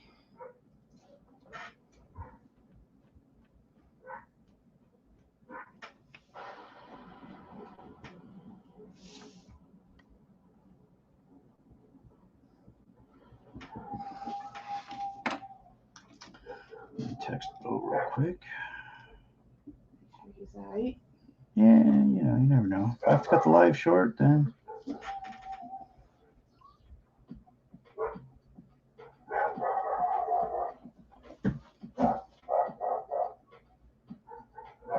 You know what I love about painting pumpkins, and it has nothing to do with pumpkin spice. You mean Han Solo season? It's totally Han Solo season. I don't have The the vest, best. the leggings, I the have a white white- shirts. That's like the basic B white girl pumpkin spice latte fall uniform is to dress like Han Solo. I never thought about it, but yeah, I guess so. But I don't own a vest or the boots. I have leggings, but that's because I'm lazy, not because any other reason. They're comfy. Same reason I have board shorts. They're easy to put on. No, I was gonna say I like drawing pumpkins because it really doesn't matter if they're all the same shape or not. Because not all pumpkins are created equal. Not all pumpkins are created equal. Pumpkin lives matter. Do they? We carve them up every year. Yeah, they matter until Christmas or Halloween and Thanksgiving, and then we want to eat them in pies. We do gotta make sure that we get our pumpkins early enough to carve them so Sam doesn't come visit us.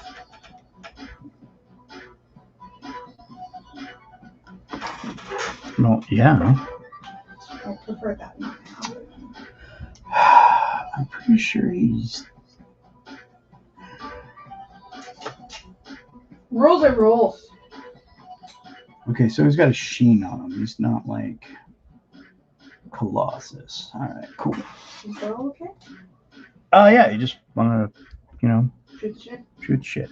So,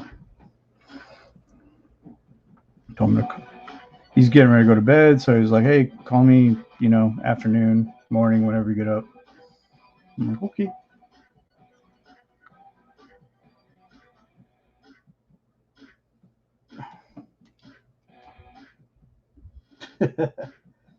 What? It's like, I just want to tell you about how big a F up your uncle is, but you probably already knew that. So I'm responding with, in other news, water. No, you should have responded Wet. with which uncle. No, he specified the uncle. I'm just not putting him on blast on a live feed. With the K or with the... Damn, that sick ass bulk hams and speed nut. I don't know what that means, but I'm gonna take it as a compliment. Bulk hams and speed nut. I'll take it. I don't know what any of that means. I got some bulk hams and speed nut going on. I focused all up on the crotch area, probably. Those dogs and poor Claudia will not go out there and yell at the neighbor's dog. I'll probably go out there and yell. I don't really know. And that's coming from Twitter, or not Twitter, but YouTube. So we actually got someone watching on YouTube, which is great. Fresh News 247. Welcome aboard, Fresh News. Welcome aboard. Howdy, howdy.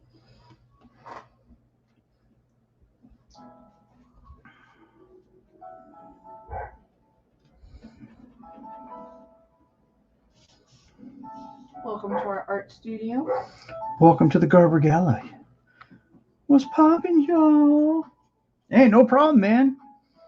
Anybody that takes time out of the day to watch me doodle on paper, I'm totally cool with. We buds for life now. Welcome to the club. The late night drawing and royalty-free music club, so I don't get silenced and shit. Isn't that Bulk Hams and Speed Nut from Silver Spring Super? No. This is Tin Soldier from Starcross Comics, and this is Phantom Hawk of Apogee Claim, and also a part of Starcross Comics, but under the Apogee banner. Are those anime characters? I don't know. I don't watch enough anime, so when people are like, hey man, that looks like this from this anime, I'm like, I have no frame of reference because I don't watch it. But maybe I should start. Maybe I should start. Like, I stopped watching anime like around Ninja Scroll. Afro Samurai. No, Afro Samurai was the last anime that I watched. We watched a little bit last night. Well, that was Star Wars.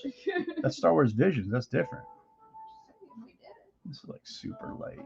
It's probably not going to get caught up when I scan it in, but The one that does the inking. I know. Thank God. Well, I'll have the original drawing here with me, and I'm like, oh, okay, this is what I was trying to do. I get it.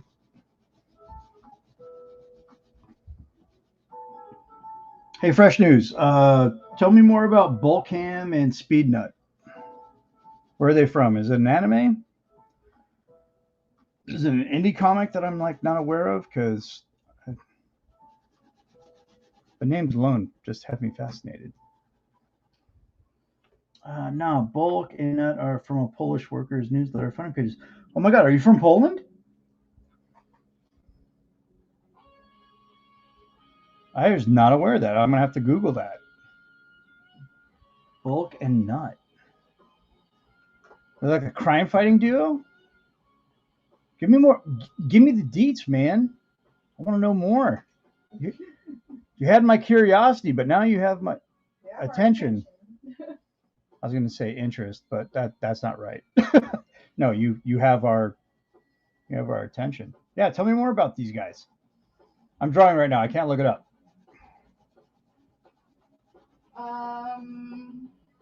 I hate anime, bro. Hey, you know what?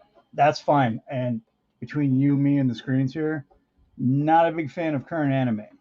Like I liked Robotech, I liked Voltron, I liked 8-Man Running, Kashan Robot Hunter.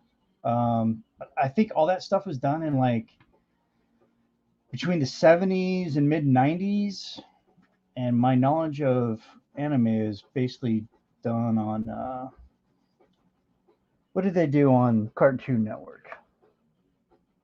They had the anime stuff late at night. What was it called? I don't remember. No. God, that's what happens when you marry someone 10 years your junior. They don't know. Hurtful. That has nothing to do with that. I just have always hated anime.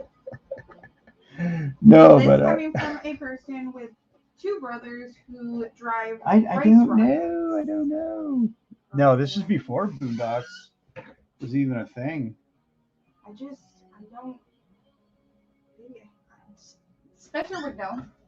Because Oh, Toonami. him and my brother, and they would know. Because they would Oh, God, no. What happened? No. Sorry. My camera decided to yeet itself. My brothers were the anime people, not me. Oh, man. I hate it when my camera does that. I hated having to drive them to the to Chinatown to buy the posters and stuff. Oh, wow. That's crazy.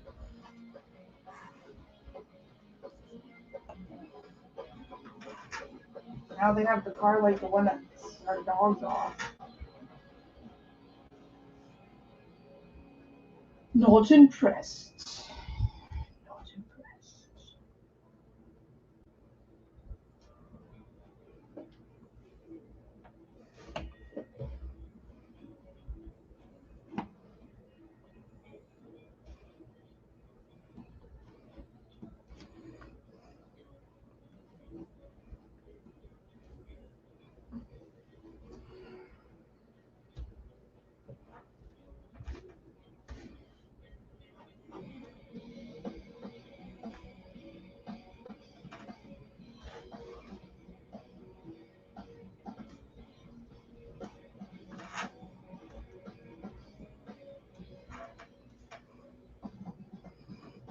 Old comic book trick. If you don't know how to fill up the space, just fill it up with smoke and shit. I got you that daughter too. The what? The daughter. The daughter? The little thing that makes the dots Where's that at? in your pencil holder. I mean, you have to dip it in them. Oh, that's for inking, yeah. My brother's work over there, from the stories I read, bulk hymns, was some science guy who was trapped in two worlds that later on found the supers. Speednut was the brother of a Lady Sans. Oh, that's really cool. So you got brothers that work in Poland. That's pretty cool. Where are you from? I mean, if you don't feel comfortable answering that, I totally get it, because we're on this super live public platform where like 4 people are watching. But yeah, you don't have to answer if you're not comfortable answering. Yeah, we just like to know more about the people that like watch our stuff. I have friends in England and Germany. I believe their main villain was a Sandown clown, a folklore from over that way. Sandown clown. Oh, you're in New Zealand. That's awesome. Over by Australia. That's cool. That's cool. How are things over there? Everything cool? You all good? Because I know Australia is like freaking wild right now, man.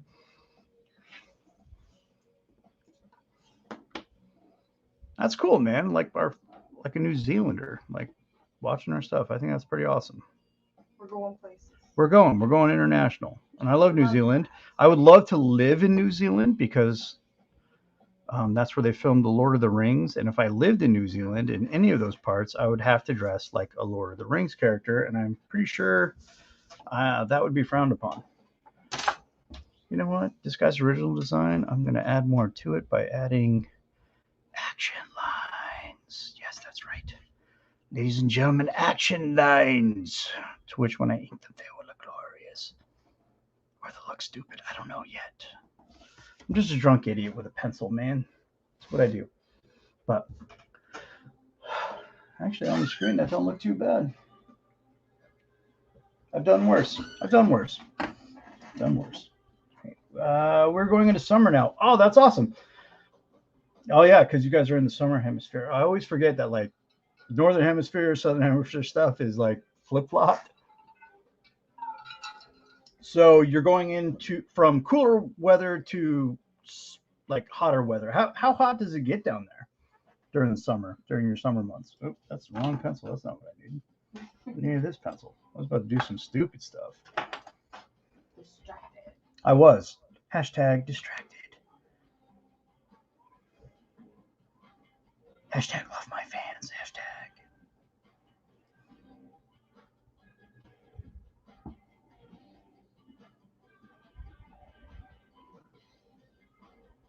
It's going to run to summer now. Okay, cool. Like, what's the hottest it's ever been in New Zealand? I'm super curious about that. I shaded a little too light. Like, my hand, like, totally smudged everything.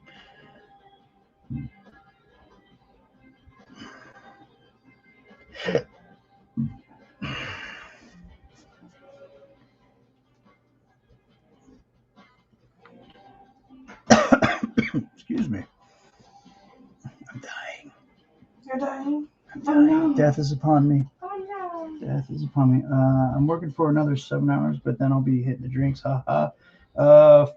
42 degrees Celsius is the hottest I've had. I'm assuming it's Celsius. Yeah, we're having some drinks right now. What do you do for work? If you don't mind. If you don't mind us asking. I know some people are real private. I know we're kind of private people, but Yeah. we constantly do this whole live thing. I'm not sure how that converts to you guys. I want to say somewhere probably around, excuse me, probably around 80, 90 degrees, I would think. Hold on, let me Google it real quick. I got you, babe. Oh, wife's going to Google it. My partner crime's going to Google it for me. Yeah, because we do Fahrenheit here. You know how Americans are. 107. Wow, that is extremely hot. That's Vegas weather. That is Vegas weather. I don't get that in San Diego Vegas at all. Weather. San Diego, it tops out at about, I think the hottest we've had this summer is 88 degrees. I think we hit 88 one day. One day we hit 90 degrees Fahrenheit, But Vegas got to which I think is somewhere around like 30 something degrees Celsius. I don't really know on the conversion. I'm really bad at that. I'm your typical ugly American, I guess. You are not ugly. I don't mean by my looks, honey. Apparently, I'm getting paid to make sure no one gets into a certain building, but it's easy money. Hey, security is easy money. 32.2. You keep it locked down, brother. Essentially that's what I do for my day job. I just on the border. What'd you say? 32.2. That's 90 degrees to 32.2 degrees Celsius is about as hot as it gets down here in San Diego.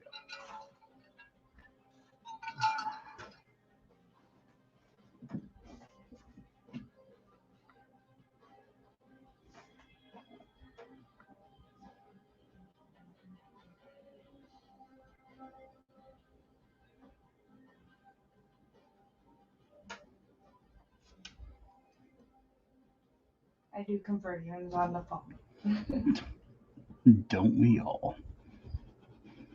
I'm not good at the maths. I'm not good at the maths either. I'm really not. It's the right portion of my brain, not the left. What part of New Zealand are you in? Not like I would know, but I do like asking that. God, no, go to sleep, brother. Noah. No, he won't go to sleep till like 3 o'clock in the morning. I know he's looking at the crypto markets right now, and I really got to look at the insights from the day, so we can make our fortune on crypto, baby. Leave my treasure. I'm dabbling in crypto now. I have no one around, and so I find people to chat with on YouTube mostly. It's a very isolated area, so I can see the boss heading over. Perfect. Entertained on the company time. There's nothing wrong with that. I love it. Boss gets paid. Are you into comic books? I get paid a dime. That's why I poop Poop on company time. That's right. Well, thank you for stumbling upon our YouTube channel. Hopefully you hit the bell and hit that subscribe button. Yeah, we go live a lot. We do. I'm the main part of NZ Christ Church. Oh, that's awesome. So you're a religious man as well? That's great. We are part of Starcross, which is a Christian themed comic book company. Mm-hmm. Even though my characters are demonic and edgy. They're a little bit more edgy than your typical, Yes, read comics most of the morning. Perfect. That's awesome. Did we just? I don't know how it works on YouTube. How we just kind of like randomly? Was it a hashtag? Did you? I'm trying to figure out how you found us. We just happened upon who's live. Could be. I don't know. Maybe does YouTube do that? It tells kind of like who's on live, or is it hashtags? I don't know. I don't know. Thanks, Renee. I appreciate it, buddy. I go straight to my specific YouTubers that I follow, so I don't know. Oh, it's pretty cool though. It's awesome that you have people from like other countries, just stumble upon your stuff. I think that's awesome. Coming in to talk to us. Hopefully we're entertaining and getting you through your night. Should I make this moon bigger? I have no idea. I can't see what you're doing. Actually, no, wait, I can't. Are you doing another Oogie Boogie? No, those are pumpkins. It's a pumpkin patch. I don't know. That moon looks pretty big to me.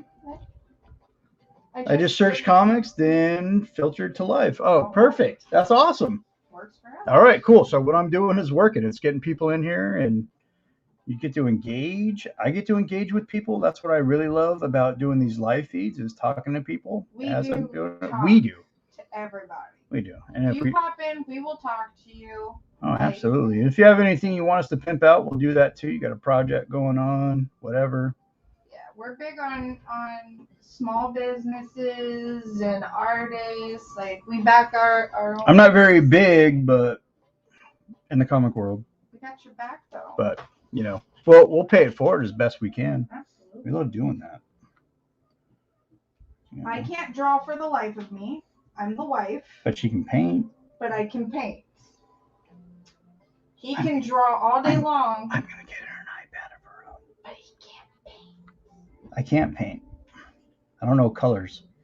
Well, I do know colors. I took like 2 semesters of color theory, but I'm like horrible at it. I'd rather pay somebody to color my stuff as I draw more stuff. Get me an iPad. You're full of it. Okay, well, you're going to be real shocked in a couple of days when one shows up here with an Apple Pencil. Just saying. Get your wife some more Polaroid film.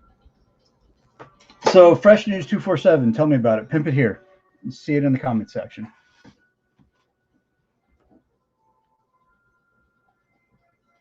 Is it like arts and entertainment? Is it just general news? What? Give me your elevator pitch for Fresh News 247. Tell us what's pop. Tell me what's pop.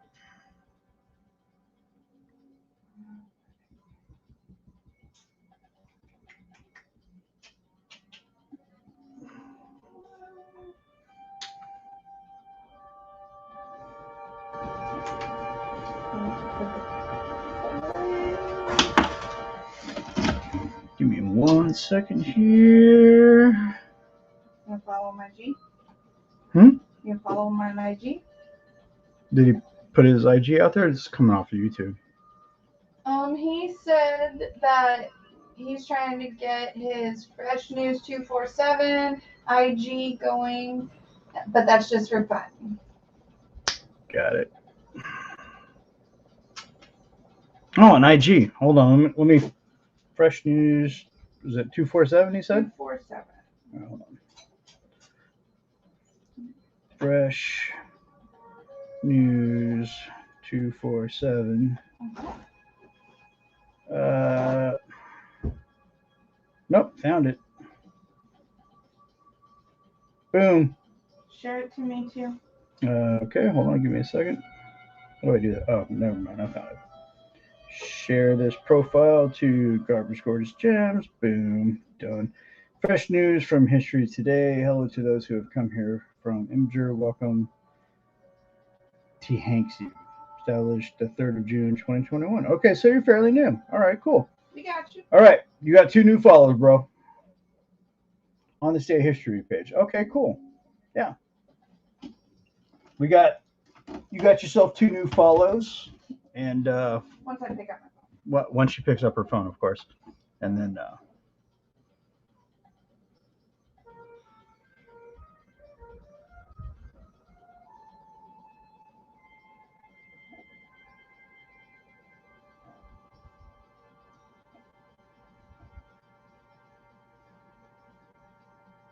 all right, spreading the signal like I always do.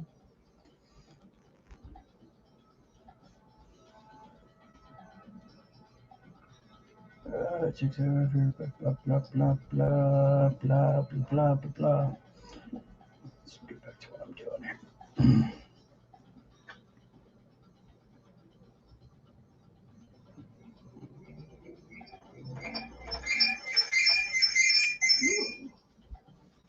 Yeah. Well, thanks, guys. That's awesome. Like I said, it's all for fun. I had fun to make a website, but the team I built said to cut me out. Well, just keep pushing, man. Just keep pushing. You're gonna be good.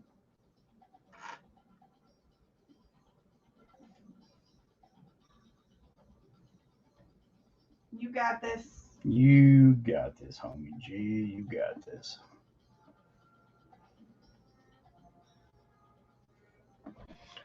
It's all about the grind, man. The more you grind on this stuff, the better. I guess I just gotta find a place to put my freaking signature. You know. Trigger, what's up, Trigger? How'd you guys' live feed go tonight, Bo? Trigger and my boy Chris down in the RGV, they have a podcast about everything geeky, all geek stuff. Pretty awesome. I was a guest once. No big deal. Just saying. I was a guest once. You're married to a big deal. I'm pretty much a big deal. Just saying. Oh, excuse me. Kind of. Just saying. Excuse me. Yeah. Better put some respect on the name. All right, Nicholas. Ooh, hurtful. What? Why? Why would you do that? I put some respect on it. No, that's too much respect. You gotta dial it back. Fucking full name. What are you doing? What are you doing? You said put some respect on it. Yeah, it's like throwing like Mr. or Sir or Sire, His Majesty. I'm a full name. What the fuck? Good man. It was my first time in a month being on the show. Oh shit, yeah. Got a new job, so it's kind of hard to get. Oh, dude, what are you doing now? What are you doing now, Trigger? Are you still up in San Antonio, or did you move back down to the valley? I know I'm asking a lot of questions. Dude, we're on StreamYard. We can totally bring you on. That's how true. I put myself up. So much built the team. The guy who was bankrolling the website decided I wasn't the right guy to lead the page. So, dude, that is effed up, man. So, fresh news here. Creates the content, builds the website. There was a guy bankrolling it, and then, like, all of a sudden, it was like, yeah, man, you're not the face for this. After you did, like, all the legwork. That's not cool. All right, cool. Hold on, actually. Yep. Hello. Oh, string back here. Hold on. Yeah. Copy. And we're not gonna be able to hear a thing he says because we got stuff going on. But trigger. Are we bringing him in? Yeah. I don't know how it's gonna work, but we'll figure it out.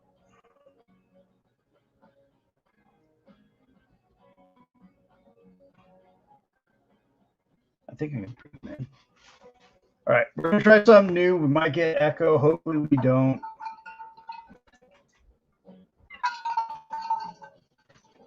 See if he pops up. Trigger's popped up. All right, cool. Hold on. All right, Trigger's getting ready to come on. What's going on, man? And he's on. Hey, Alexa, pause music.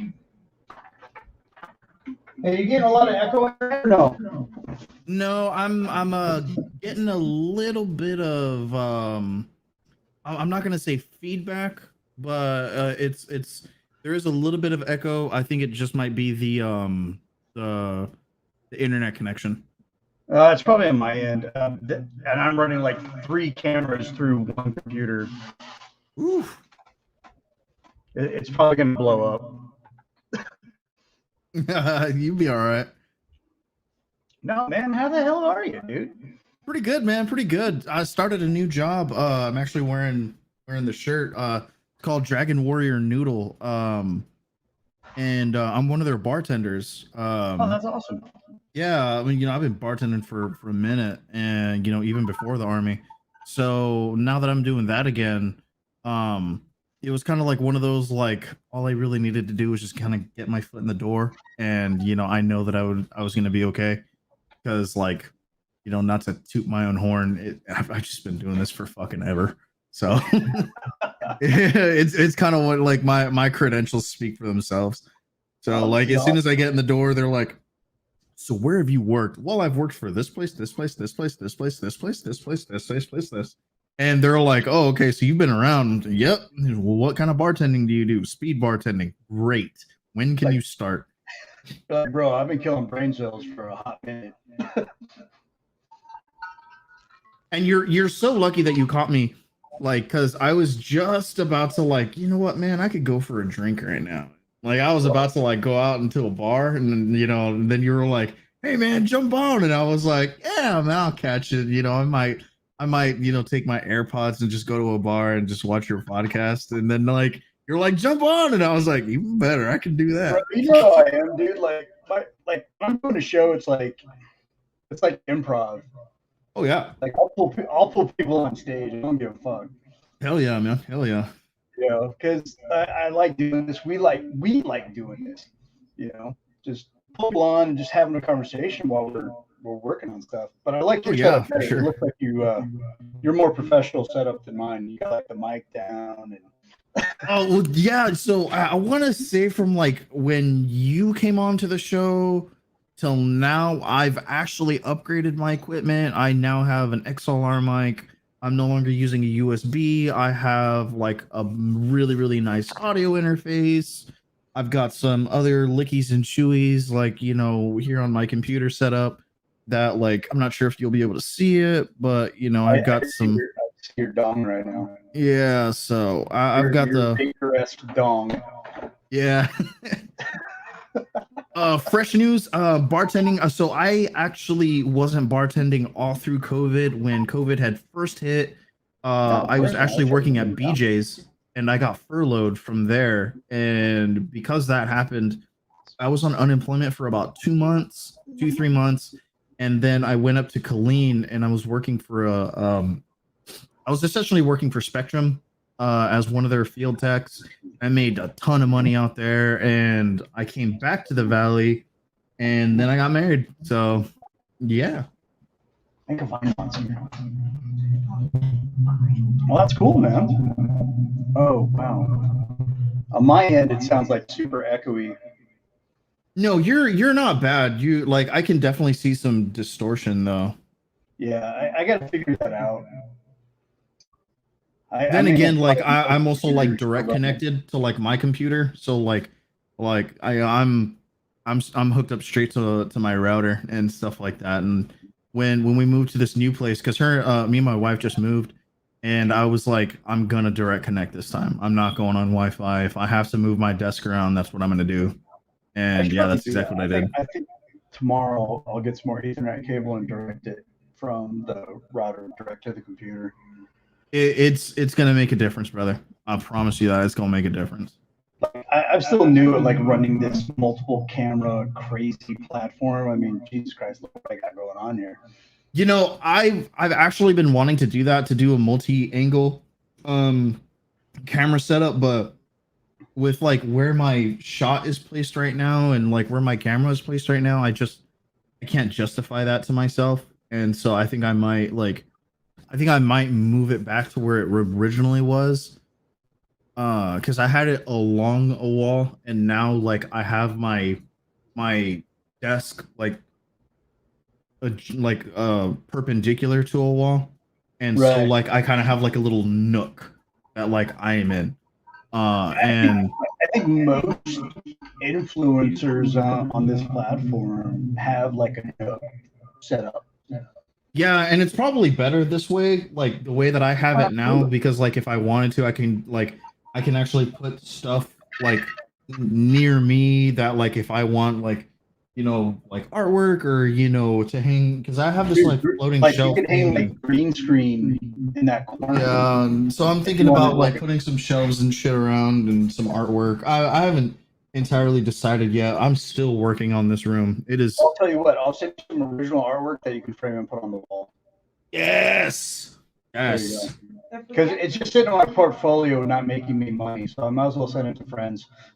Hell, I get it, man. Hell yeah, dude. Well, and anybody who's ever like followed me on Facebook or Twitter, I don't do this for the money. Oh yeah, for sure, man. That was one of the things that we loved. And I we talk about it all the time, especially when it comes to like comic book creators and stuff like that. And actually I kind of wanted to get your opinion on have you heard about the whole Steve Ditko like Yeah, escape? I read about it today, and as much as I think that they're money-grubbing family members that didn't contribute to That's what I thought. in the zeitgeist, I'm always going to say that creators' rights and how they distribute down to the family are a priority. So Understood. It's a double-edged sword. They Yeah. had the absolute right and claim to do that, and they're owed it. Because Steve Ditko created some of the most prolific characters of the, not really the 20th century, even though that's where they were developed, but they're so popular right now. And why not? Yeah, and I like on the show I was kind of like, honestly, man, I kind of feel like this is a bit of a cash grab for them, because of and you're right on that. It is a cash grab. And I wasn't a big fan of that. But I mean, who am I to say that, like, if my dad, put a hand in creating Iron Man, that I wouldn't want some of that. And then I kind of referenced the whole Batman and Bill. Yeah, Bill Finger. Yeah, and I was talking about that, and his apartment in New York. Exactly. And that's why, like, I was talking about that. I was like, it'd be different if like Steve Ditko didn't get the credit, and we found out that Stan Lee was like a crummy human being who just like completely cut Steve Ditko out. To find out, he kind of was. Really? Stan kind of was like he was a showman. He was JP Bardem. Yeah. If you ever watched the what's the name of that movie that we watched? The Greatest Showman. Yeah. Okay. Yeah. He was totally a JP Bardem. Mm-hmm. Like he was a hype man. And he was good at it. The Marvel method is not the it's all be all of like comic book writing. It's very lazy writing if you look at it at its core. Mm-hmm. The Marvel method is plot to page.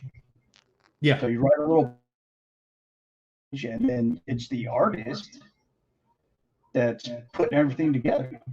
Hmm. You know, I'm not. Well, I like working plot to page because it gives me more control as the artist. But are, are you a great literary master? Probably not. Yeah, which which is fair, but like at the same time, like I can at least appreciate Stan Lee making sure that, like, at least when he was editor in chief of of Marvel, that creators' rights weren't overlooked, and that, like, when he was there, as much of a showman as he is, there was still a level of respect for his IPs and the IPs that were associated with him. Great.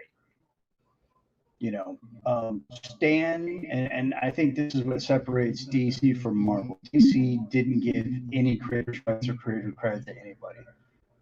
Oh yeah, I mean, look at the guys who created Superman. They fought. They went to court twice for their rights back. 3 times, I believe. 3 times, yeah. And lost. And it was Neil Adams that was leading the charge on that. Mm-hmm. I have a lot of respect for Neil. Not only for what he has brought into the comic book world as an artist, but for what he's done for creator rights. Todd McFarlane is the one that's been a crusader for creators' rights. Well, yeah, because I mean, him and Spawn and stuff like that. And I know that, like, when he created Spawn, he was like, "This is mine and ain't nobody taking that." Exactly. He's been doing it for 30 years. Mm-hmm. Just did a Kickstarter for his last one.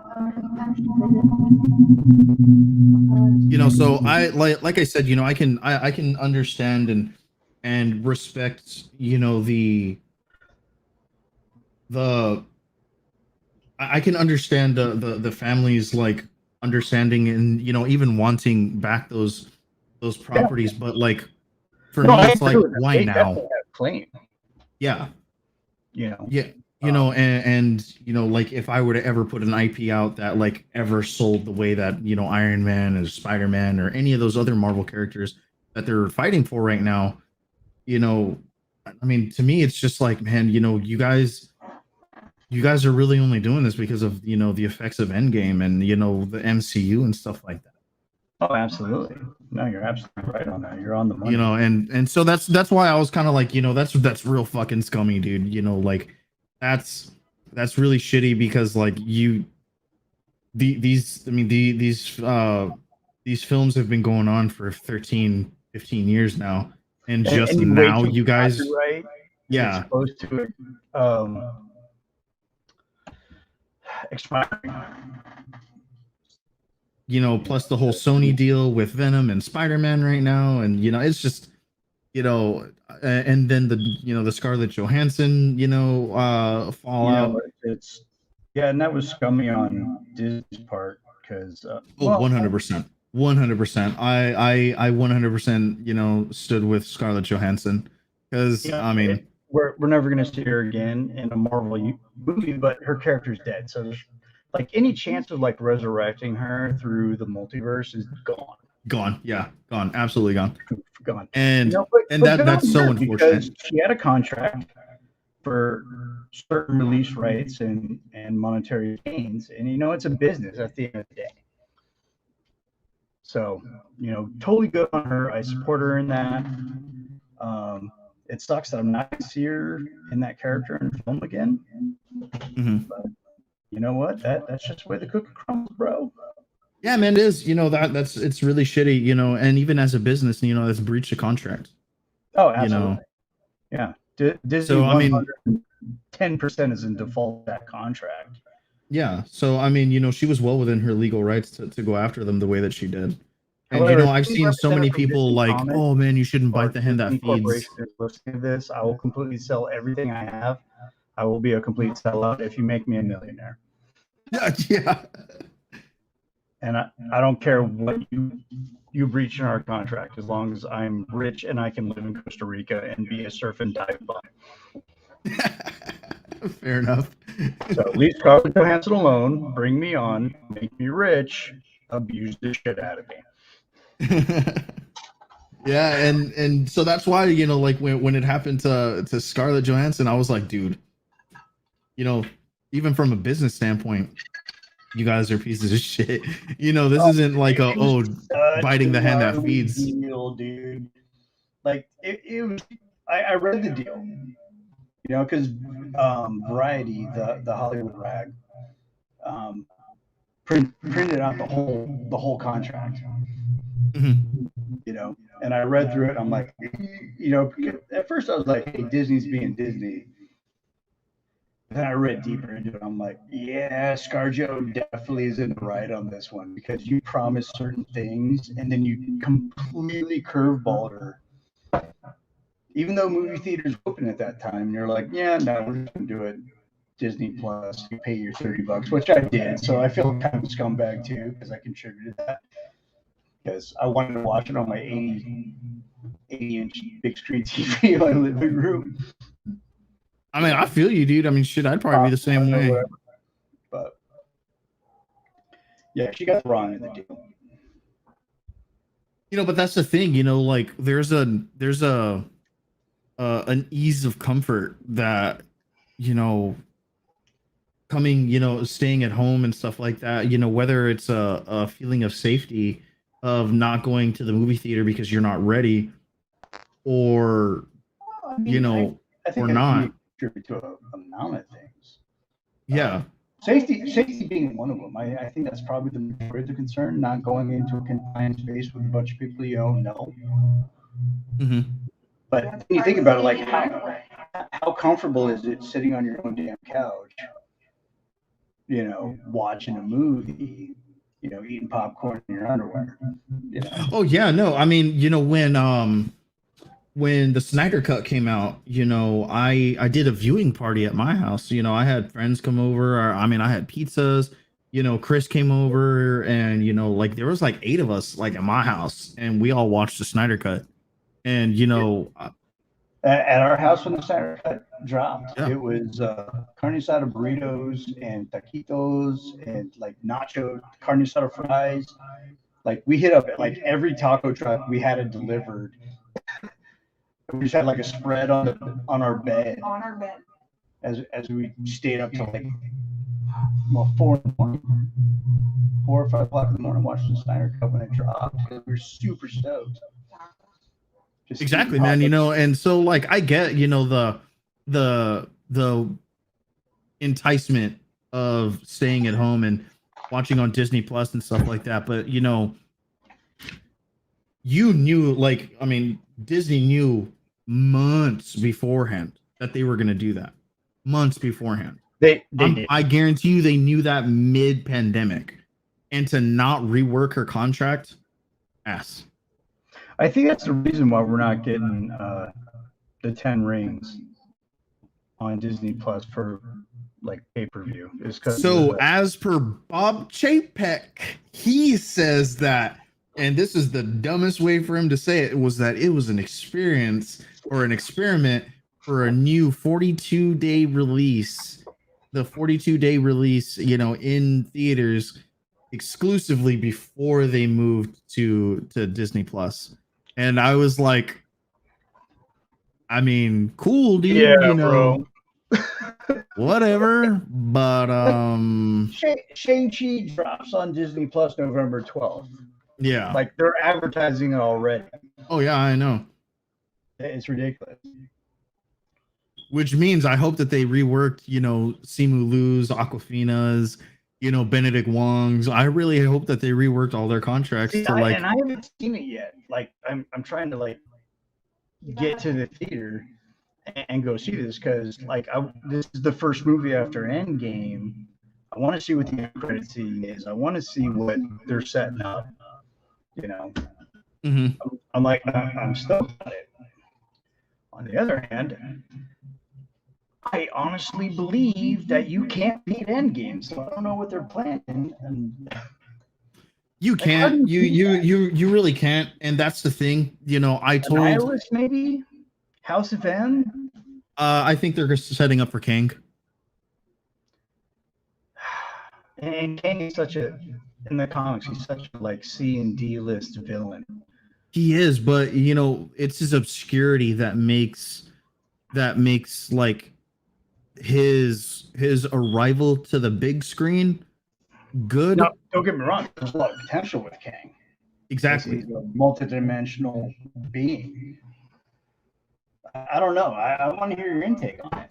So you have a lot of potential with a very obscure character to finally give and give light to a lot of MCU goers who are, because they are MCU fans, to give them new to give them old issues to read, Right. so that you can start rebuilding. Into the older comics.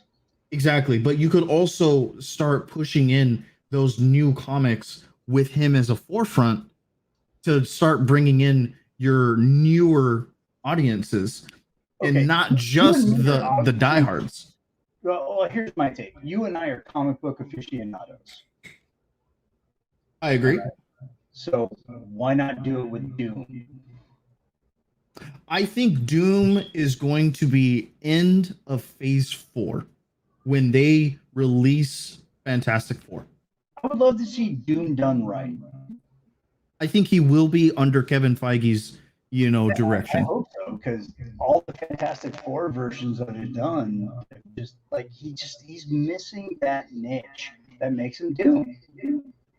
Well, was it Universal, right? Who had or Fox, who had the rights first, and then they rebooted him. I mean, he was close. Doom was close in the first Fox Fantastic Four movies, but then whatever that Universal one was, where oh yeah, they're just absolute the trash one. forgettable one. Yeah, Like, they got Doom completely wrong. Like they got all that wrong. All that was trash. To make the Four, to make Doom, like however you want to do it, that's fine. But it's like you're missing the nuances that make Doom Doom. Doom's regal. Oh Doom, yes. Doom is the Lex Luthor of the MCU, but dialed to 11. Oh yes. What I loved most about and I love to reference Time Runs Out and Secret Wars, in 2015 was when Namor goes to Doom and he's like, "Hey man, I really need your help with the guys that I brought in for the Cabal and stuff like that." And he's like, "You know what? I'm gonna hear what you have to say, but after that, you need to get the fuck out of here." Yeah. Because first and foremost, you're messing biggest, my country up, bro. he was like, first and foremost, your biggest mistake was coming here thinking that I was ever gonna help you. Well, Because Doctor Doom is nobody's second choice. No. And secondly, you brought yourself on that. As you're our only hope, bro. Yeah. You gotta appeal to his ego. Yeah, and that's the thing, he did. He was really, really just trying to hey man, I need the help and blah blah blah. And he was like, "Look, man, I'm not gonna help you. First and foremost, you got yourself into that position. And secondly, you came to me next.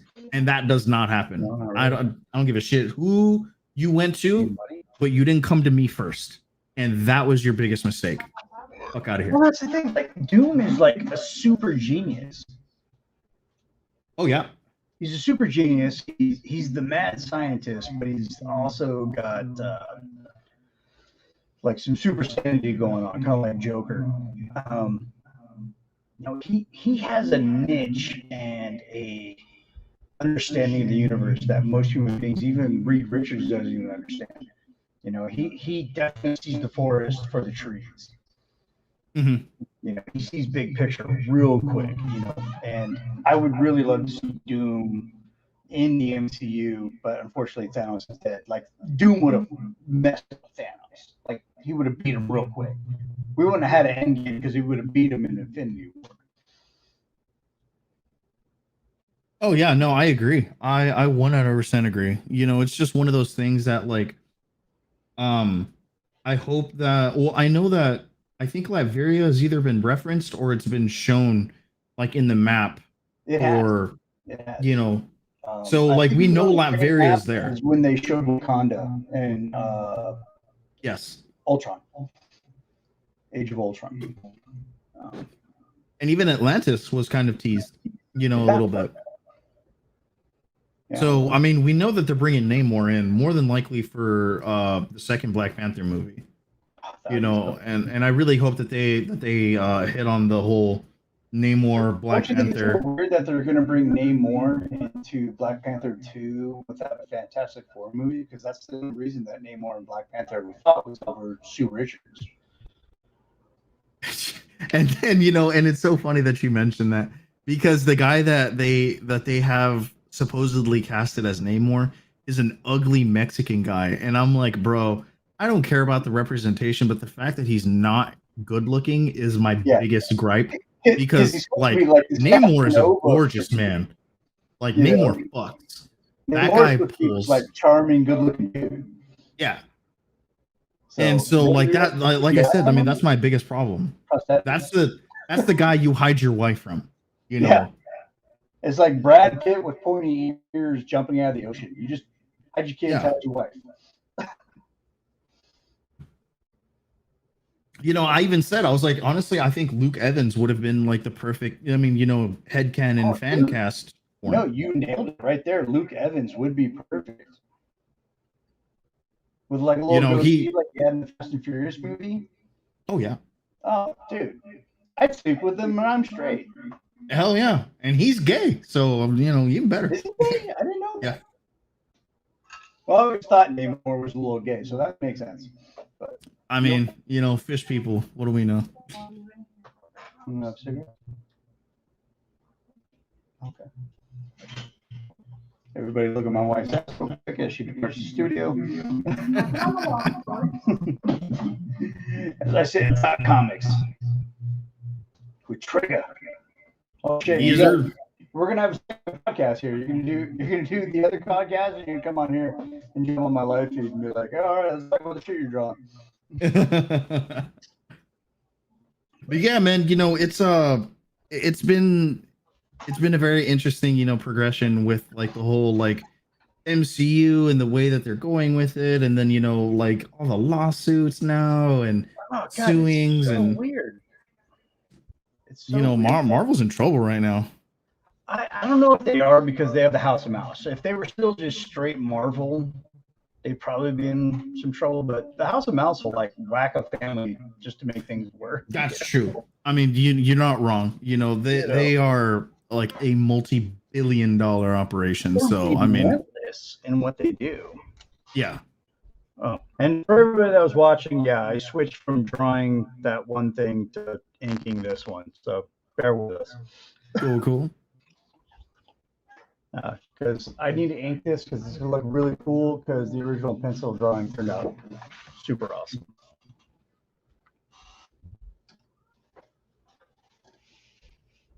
There we go. Gotta find the right lighting. So I get to ink that bad boy. Somebody asked me in an interview on a podcast a little while ago, like, hey, man, if you could write a Batman story, what would it be? And I'm like, oh, I have Bane, Scarecrow, and Mr. Freeze. Yeah. I think you would make an amazing Mr. Bane. Bane story. And I even came up with a name for this fictional cover that I did. It was called Cold Brutal Fear. So it had, you know, the brutal part is Bane, the cold part is Mr. Freeze, and fear is obviously Scarecrow. Yeah. So DC, if you're listening, I'll write and draw this fucking thing. I don't even give a shit. You know, because these are my three favorite villains in Batman's Rogues Gallery, and in my head as I was drawing it, obviously you can tell here, is that Dick Grayson is Robin. So this is a very early Batman story. Okay. Akin to like the Long Halloween. I'm not much of a writer, so I may have to hire somebody to do that. But I would love to draw a Batman book like that.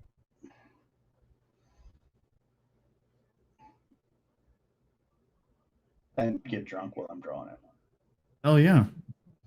That's the way to do it.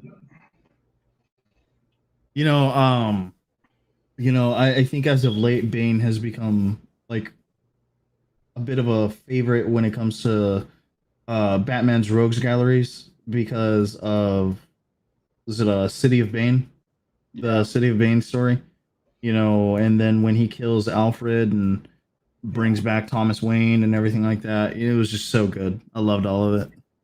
What's great about Bane is that he can match Batman on every front. Like the tactician side, he overmatches him on the brutality side and the strength side. He is the ultimate nemesis for Batman. Oh yeah, for sure. Especially even like on an intellectual level. I mean, Bane's a little closet genius, and people forget that because people always love to reference Bane as the George Clooney, mindless dipshit, in that movie, and that's like the furthest thing from Bane's character. Such a disservice to Bane. Yeah. Chuck Dixon, who's a friend of mine on Facebook, really knew what he was doing when he created that character. Yeah, I totally name drop there because how many times can you say Chuck Dixon is my friend? Right? Yeah. Not just because I sent him a friend request and accepted. Like we've had conversations on Facebook. It's awesome. Oh man, that's amazing. That's amazing. Yeah, and it's so and like I even name drop you, like on occasion because like people are always like, oh well, like indie comics or just like knowing comic book creators, and I'm like, hey man, well like I talked to Nick Garber like on the reg. Actually, like he invites me onto his shows. Is it, oh, for reals, or is it like who the fuck is that guy? A little bit of both. Yeah, no, I get total. Like I would say in the Valley, like the RGV, because I had operated in there for so long. They're like, oh, okay, I know that guy, Phantom Hawk or whatever dumb shit he made. It's actually really funny because there is somebody that I work with who knows of my show and knows of your work because of the cons that they used to go to. Oh, okay. And so when I was like, oh yeah, we had Nick Garber, and he was like, I was like Phantom Hawk, Apogee Comics, and he's like, yes. Used to do he used to like go to like Comic Cons, right? And I was like, yeah, we've had him on the show, and he's like, bro, that's awesome. And I was like, yeah, I talk to Nick pretty often. Like he invites me onto his drawings all the time. Like I usually never have the time, but he invites me all the time. Him and I are both infantrymen, and so like we just click, and like we both know comics, and so it's just like for us, it's there's a lot of similarity there. A lot of like mutual respect. And so he's like, dude, that's sick. I'm like, yeah, man, I've made, like my connections, I've made my networks. And so like through the show, that's what I've really liked is that I've gotten to create an even bigger network within an industry I never thought I would ever get a foothold in. No, like here's what I like about today's modern age is that if you're willing to push, if you're willing to throw yourself out there, you'll make those connections and make connections to people that you never thought you were going to make connections with. Oh yeah, for sure. Sure. And I always try to, I'm like Adam Sandler. Adam Sandler puts all his friends in his movies. So like my successes, I throw my friends in there. Mm-hmm. So I love that. I've really enjoyed this journey in the comic book world, as dire as it's gotten sometimes. It's always at the end of the day, it's always been worthwhile. It's always been creatively injuvenating and inspiring. And when I feel that I'm running out of fucking juice, there's always one of you guys out here who I've been friends with either a short amount of time or a long amount of time that come out and go like, hey man, keep pushing. I mean, it's true, and it really is. Like I'm going back to school, and yeah, and that's why that's why I'm glad that I have my wife. You know, she's my little kick in the ass. Sometimes, Yeah. like when I need to like get off of it, and you know, when I told her that I wasn't gonna be able to do the show, like I even put a video out on the Average Boys page, and I was like, hey, you know, guys, I've had some stuff come up with me, so I am gonna have to take a hiatus. This isn't me, you know, leaving the show or anything like that. This is just me, like, hey, I've got to take a little step back right now because Yeah, you know, that's some personal life stuff is going on. life. Yeah. And you know, a lot of I got a lot more response out of that than I thought I was gonna get. You know, a lot of people were like, "Can't believe you're," you know, like, "We can't believe it." You know, "We're so sad to see you go." You know, and And you're on the show. yeah, I mean, well, I've been on the show for about a year and a half. Has it been that So- long, really? Yeah. Since I've started, it's been a year and a half. It's been going on almost 2 years now. So has Chris just been doing the show solo or what? No, Chris has another had another guy that his name's Chris. And he has essentially like taken over and filled in for my position. And today it was actually the three of us. And so like he was like, dude, I was just a viewer on the show, and I'm so glad that I got to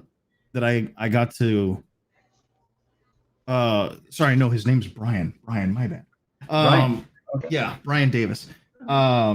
He got to, you know, be on the show with me and Chris, and he's like, you know, man, I was always just trying to pick y'all's brains, and you know, like I would watch in the background, and like now I'm on here, and it's just a huge honor to have the both of you while I'm on here too, you know. And he was just blown away by it, and you know, he was just like, man, I'm just super thankful for you know just being on the show now. And I was like, hey man, as far as I'm concerned, you're an average boy now. You know, you're filling in for me, and I promise you the shoes are not that big to fill.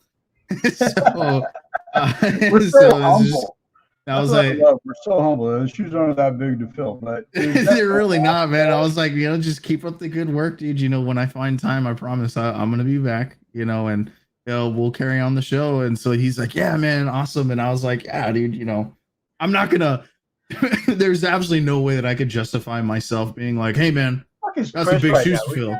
It's on right now. Yeah. So I mean, like I said, there was no way that I was gonna justify myself being like, hey man, that's some big shoes to fill. All right. Big shoes, Phil. Yeah. Some big dick energy going on here. I don't know if you're up to the task. Yeah, no, absolutely not. You know, Well, that's what we're laughing about. if you can engage in a conversation for 2 hours and just pick brains, or you know, give a theory or something like that, good enough. Let's do this. I think that's one of the big things that I like about the not only indie comics, but the people that cover indie comics, and you know, the indie talk show hosts like you and Chris and the Average Boys. Is like there's like zero fucking ego, like zero. You need to have zero ego. You know, like that's why I like Comics Explained, because like he has zero ego like behind his channel. There Right. really is very little ego behind it. Like the only times that you really see him toot his own horn is when he's like, I promise you guys, this is going to happen because I've made my connections, because I've done this for so long. Then you Right. start to see the, you know, like, okay, I've been around the block a few times, and if you're going to try and correct me on something, understand I've been reading, or I've been in this particular scape for 25 years. You know, it's hard to kind of separate that, because you know, yeah, you know, you have to give credit where credit is due. You know, the same thing with me. You know, like we were talking Star Wars earlier, and you know, Chris was saying one thing, and I was like, he's like, hey man, you're probably gonna have to look that up, and you know, because I think it was this, and I was like, brother, I don't have to look it up. I know it was that. I guarantee you it was that. You can look it up, but I promise you it was that. You go ahead and look it up, but I guarantee you I'm right on this. Yeah. And so it was just one of those things, you know, like I don't like to bring ego onto my channel. I don't need ego on my channel. No. Because once you start, bringing that kind of like energy into your channel, in my head, it feels poisonous. Before.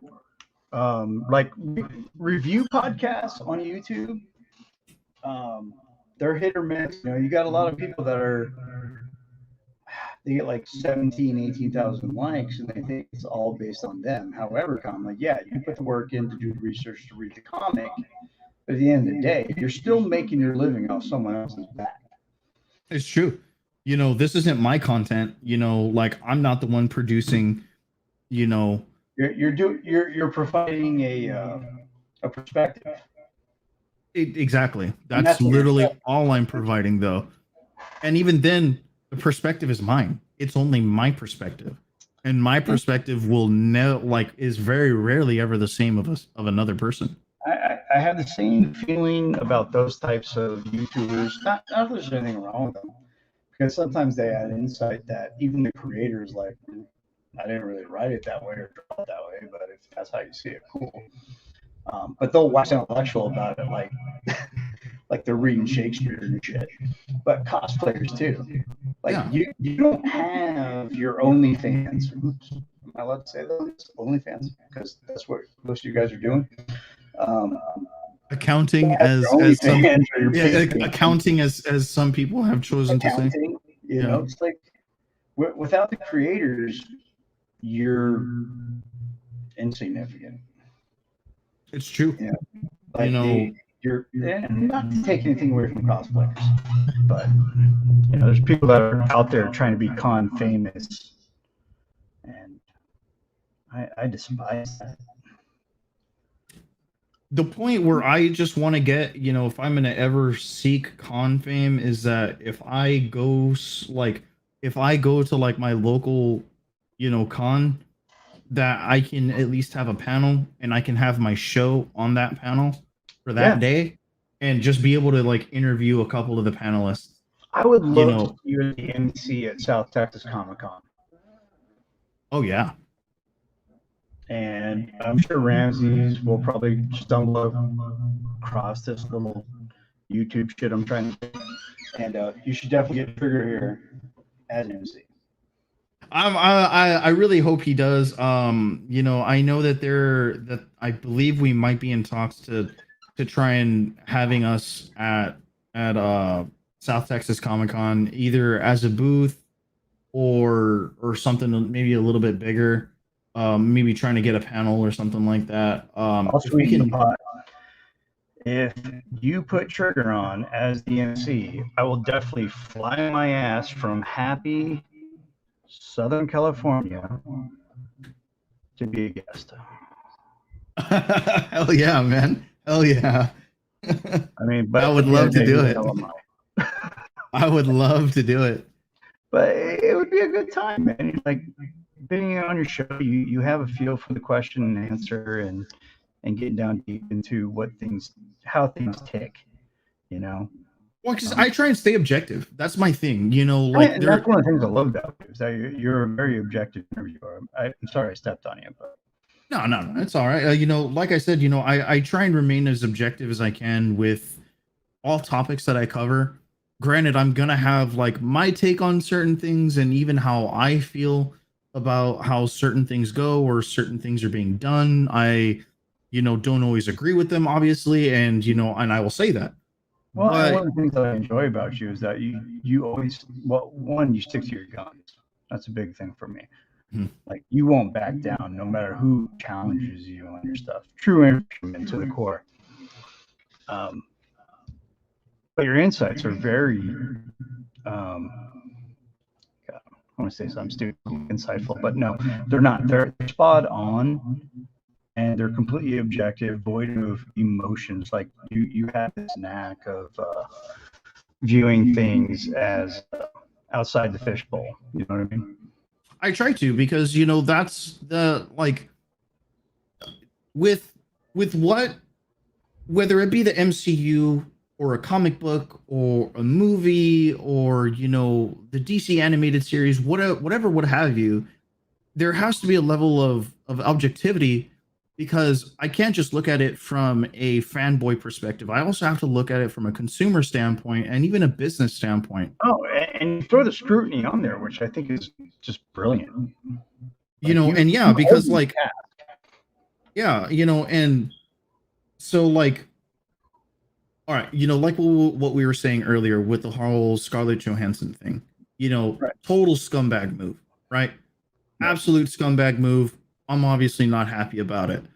Do I also see the business standpoint of it? Yes, because there is a level of there was a big gamble on that, and I do not think that it paid off. But I think that the gamble was, well, what if we release it on Disney Plus and we make up that deficit that we're gonna lose from pandemic? Because what was Lost the of uptick views. in Disney Plus subscriptions around that Mhm. time of the movie? Yeah. And on top of that, it was going to be what, the second post Endgame, you know, release. You know, Yeah. people were itching for it. Were absolutely itching for it. And then on top of that, you know, it was it was finally what a lot of people would ask for with a Black Widow standalone. You know, people had been asking about that it for was about a couple years decade. too late, but whatever. Of course, of course. I think it should have happened before Infinity War. Yeah, I agree with you. I think it probably should have happened sometime after Age of Ultron, to be honest with you. I agree. You know, actually after Civil War, because you know that's when everything happened. But After Civil War probably would have been the ideal time to release that movie. I completely agree. You know, not just from a consumer but a business standpoint. You Well, know, and- everyone was itching for that. And then on top of that, especially with where Black Widow ends, you know, it's just, and even begins, you know, it was that in between point of Civil War and Infinity War. To be honest, And I feel like I was cheated. exactly. Yeah, A lot. I think a lot of people felt that way. You know, and it's sad. You know, she had so much character development from Iron Man 2 up until Civil War. We were like right around Age of Ultron with her relationship or potential relationship with Banner.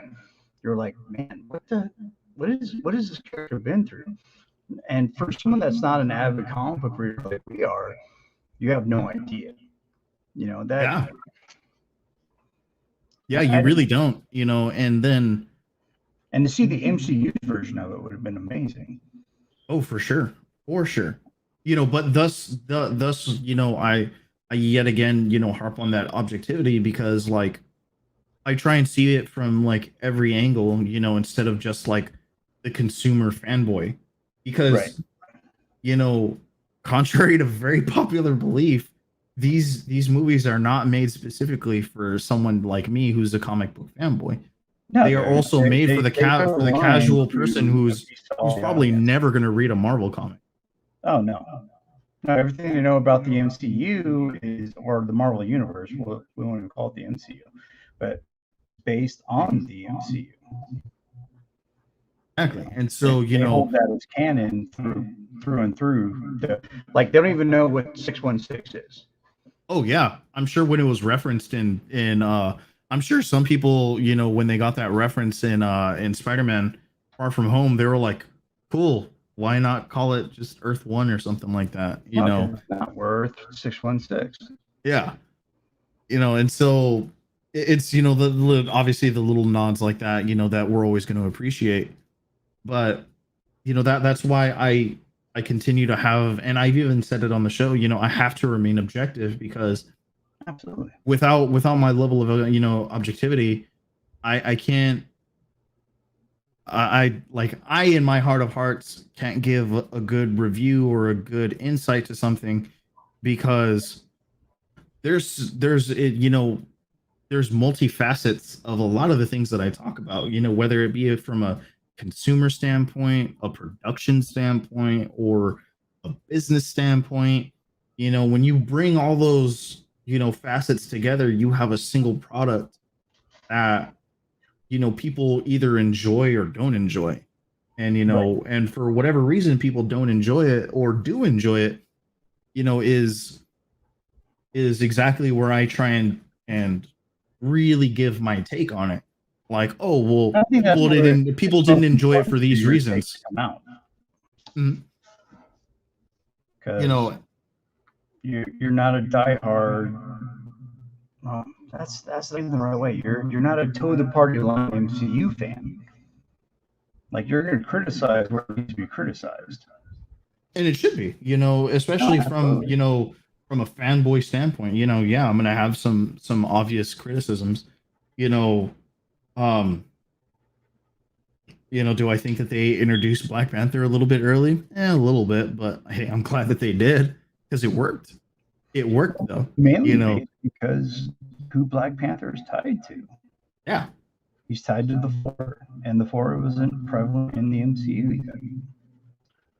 Yeah. And so thus, you know, like I can give an objective standpoint, you know, on a lot of things that I cover. You know, we were talking about this Star Wars Visions today. I liked it. I was a fan. I liked it too. I really liked it. You know, there were some episodes that were obviously better than others. Right. You know, but you know, The first one was the best in my opinion. everyone thinks so, and you know what? That I black agree. and white Kurosawa. Chris said the same thing. He was like, it was very like Seven Samurai, Kurosawa. It was just, I think, I'm glad they led with that, but I'm also disappointed that they led with that because it set up such a hype for the rest of the series. And I really love that they dumped the whole series all at once. I was actually really surprised that they did that. Like, Yeah, I was too. really surprised that they did that. Repertoire is week by week by week, like they did with The Mandalorian, What If, Loki. I mean, the list goes on. Yeah. I'm going to start calling this show Criticizing Comics as I Draw Shit. Right? Because I'm actually getting some decent work in.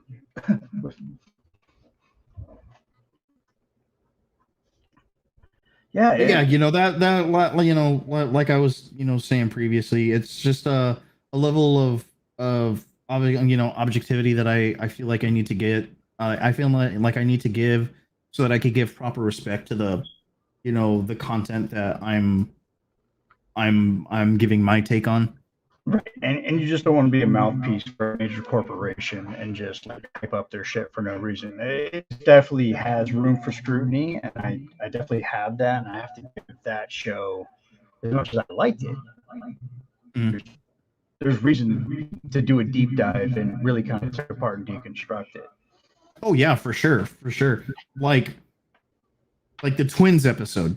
That was like the most over the fucking top episode I've ever fucking seen outside of an anime.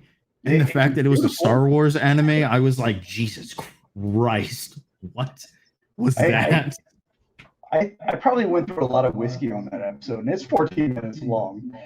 Yeah.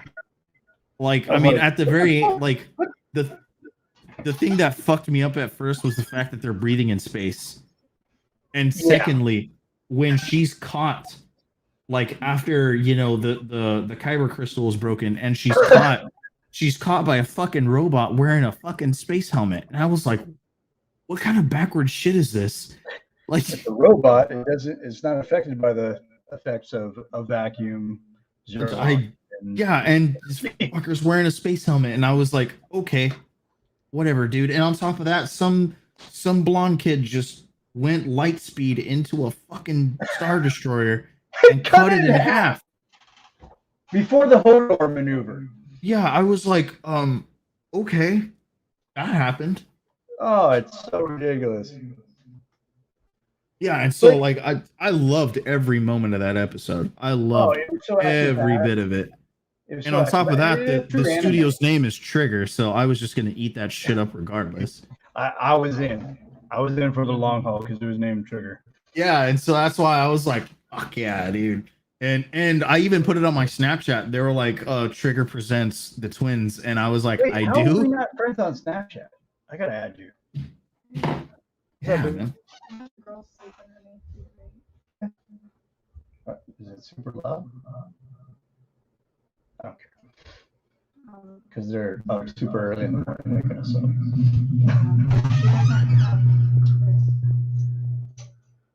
All right, I'm trying to keep it down.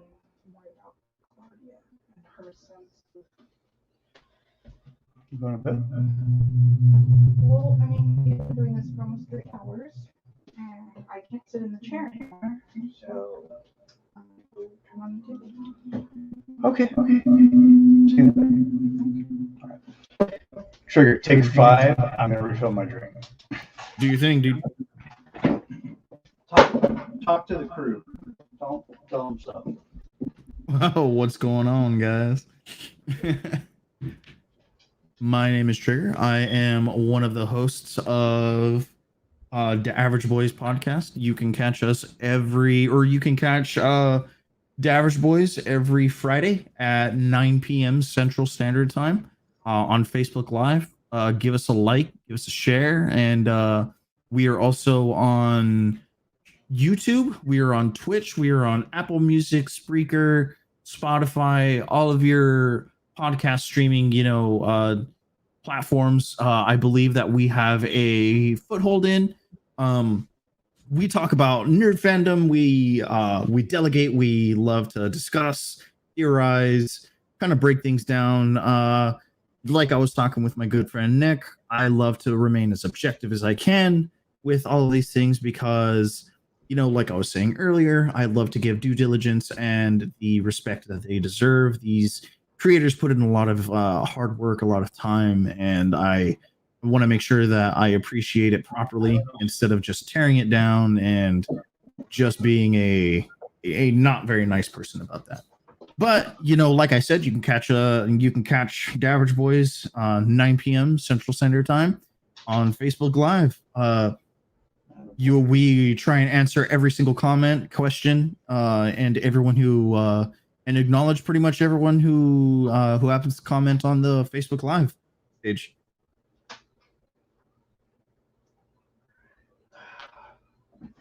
Probably not being really loud, so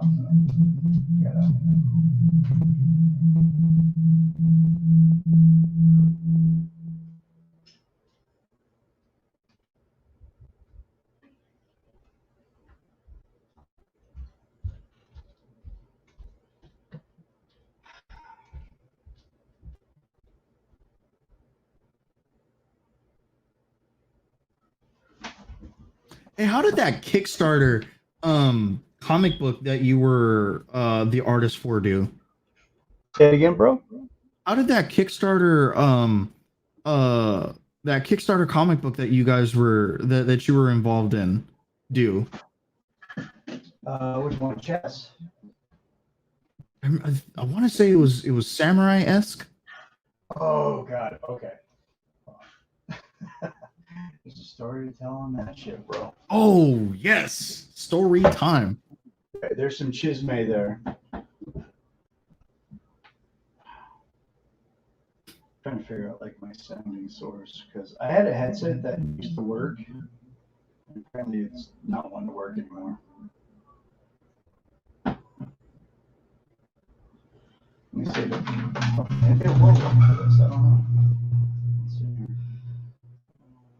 It's giving my wife a headache, so can't have that. Let's see if I can get this one.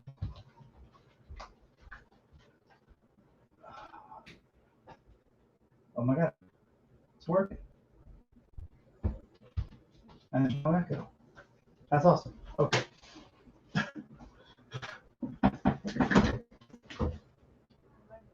And it's not coming to the computer. Right, so I was working on this little comic book called Samurai 20-something. I don't know. Yeah, I'm gonna have to like look through our old episodes to see if I can. Yeah.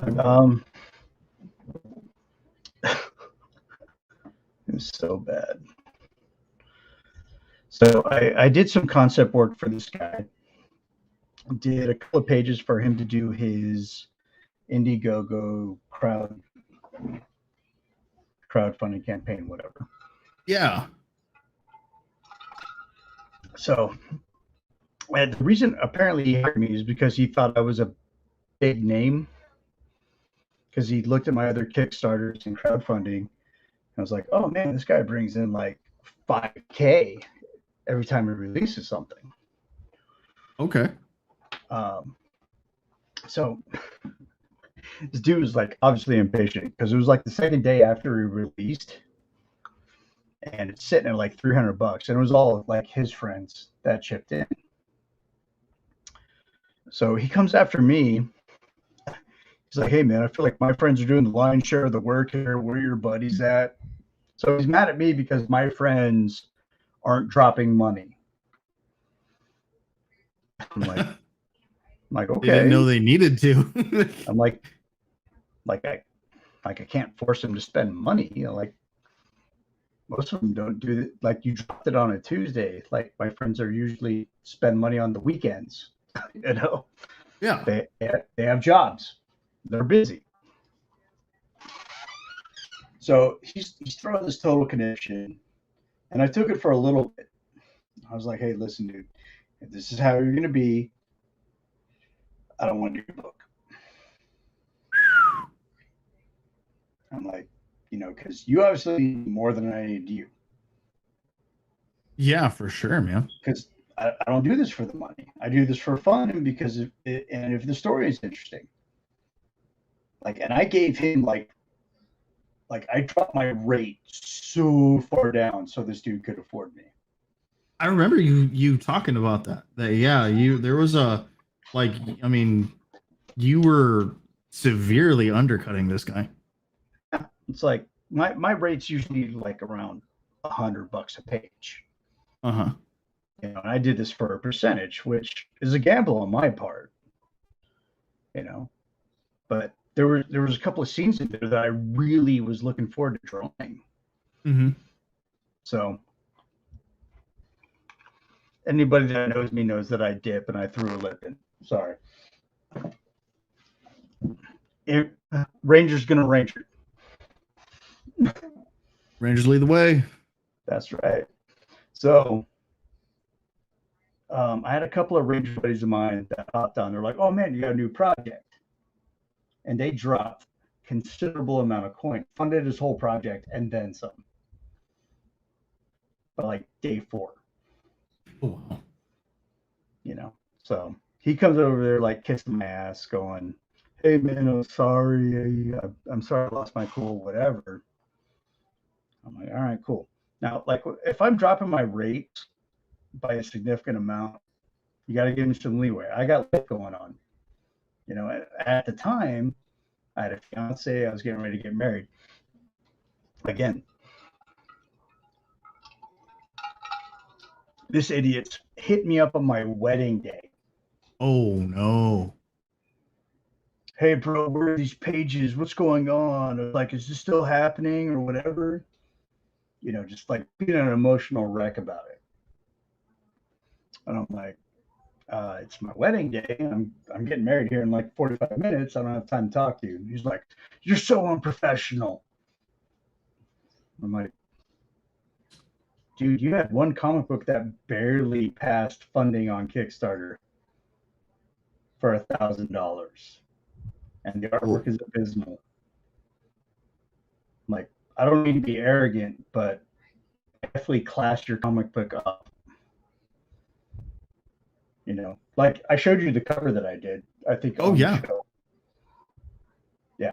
So anyway, he's like, well, you're under contract. And I'm like, yeah, my lawyer looked at it. We can get out of that real quick.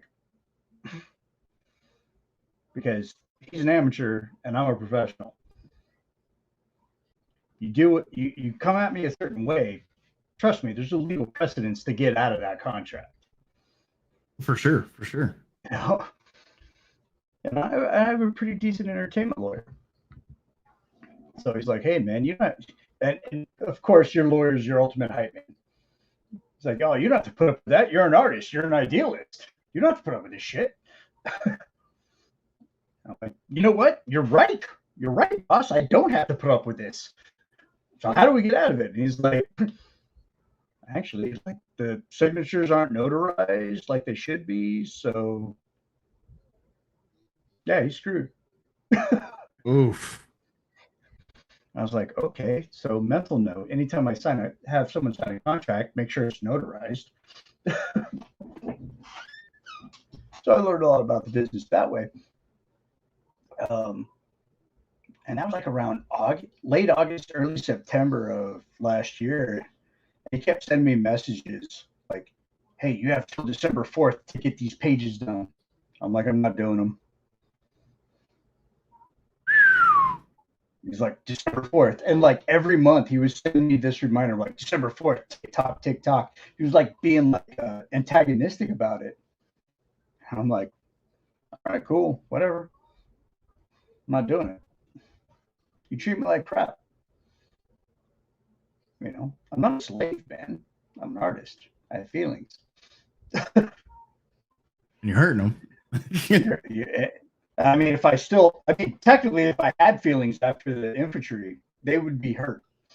Yeah. Yeah. I was like, listen, whatever, dude. I don't care. Your books rise and falls depending on my name. I got a solution for you. So I contacted my buddies that contributed the gross amount of money that funded his project. And I told them to wait until the final day of his crowdfunding and then withdraw your support. So he was sitting on about $6,000, which was like twice and a half of what he was asking for. And then gone. At the 0 hour, his project did not fund. Now, the guys that chipped in for the rewards, I made the reward for them because it was like custom drawings and stuff.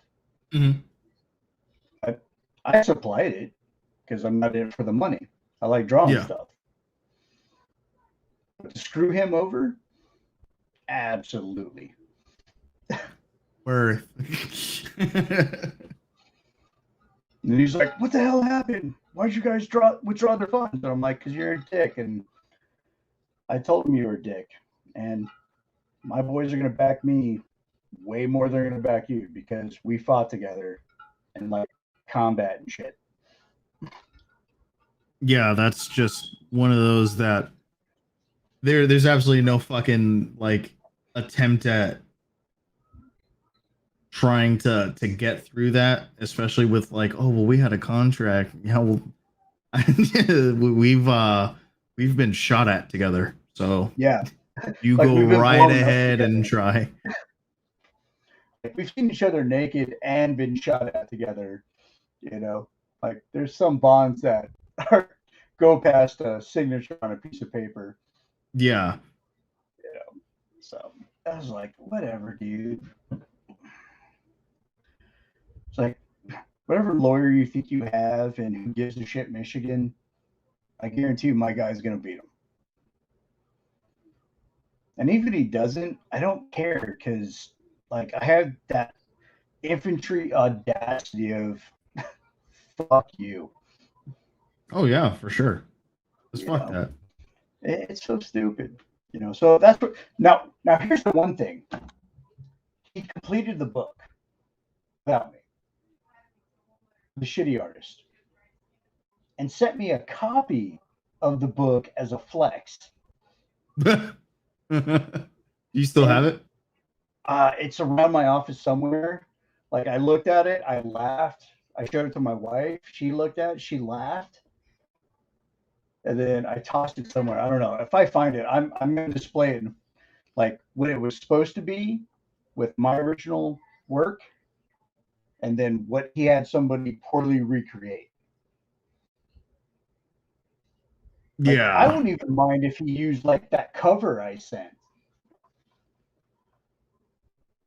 Because that at least would have enticed people to get on board. But it's like I've never seen a comic book where the artwork starts off and just declines drastically So, well, towards the end, you're like, you might as well just do stick figures at this point. It's so Oh, horrible. yeah. It's so bad. It's just, oh, so bad.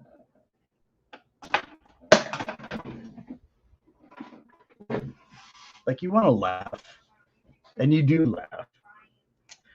You're just like, oh my God. There was a point where you thought this was good. Like, it was going to sell, Mm-hmm. you know? And I did some artwork for him in the beginning because I like the story, to be honest with you. I enjoy About a the brother story. and a sister, right? Or some shit like that. Yeah, it was like it was a dude and his girlfriend that were uh, Like time displaced or some shit like that. yeah, Or yeah, they were gonna go from like feudal Japan to like the 21st century. yeah, I was like, dude, this is a pretty good concept. I like this. This is Yeah. You know, it had like it was very futuristic, very Blade Runner, you know, Amero Asian fusion, kind of like Firefly, but instead of China, it was Japan. yeah. That's know, why it- I was like, okay, Oh, it was an awesome concept. yeah. Just the execution fell short because he mistreated his artist. You know, and I'm just going to take a stand right here. As important as writing is in the comic book world, nobody shows up for the writing. They show up for the artwork. Yeah, it's true. They stay You know, for the writing. yeah. Your cover art, It's like yeah, it's 100% true. You know, like no matter what I ever try and like spin on something, you know, Right. I've said this on multiple occasions, and you know, like Chris and I wholeheartedly agree on this. One of Thor's best panels, it happens to be in Time Runs Out, where it's him and Hyperion flying towards the Beyonders. And yes, it's a beautiful looking panel, but the dialogue also in that panel is just heart wrenching. Because you know, let me try and find that panel.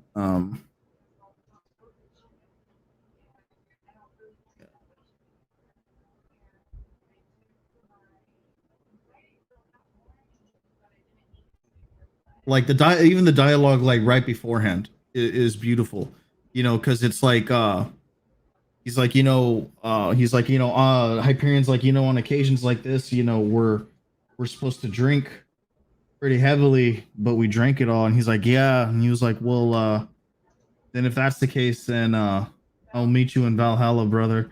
And Thor's like, on this day, I will race you there. And he just picks up his axe. He looks at the Beyonders and he's like, fucking let's go. It was beautiful. Beautiful. And he's like, yeah, against the bleak nothing of dead space, two gods fell against many. There was a flash of light and a crack of thunder, and then there was silence. I mean, this beautiful writing, right? But it's true. I mean, that panel is just the artwork in that panel.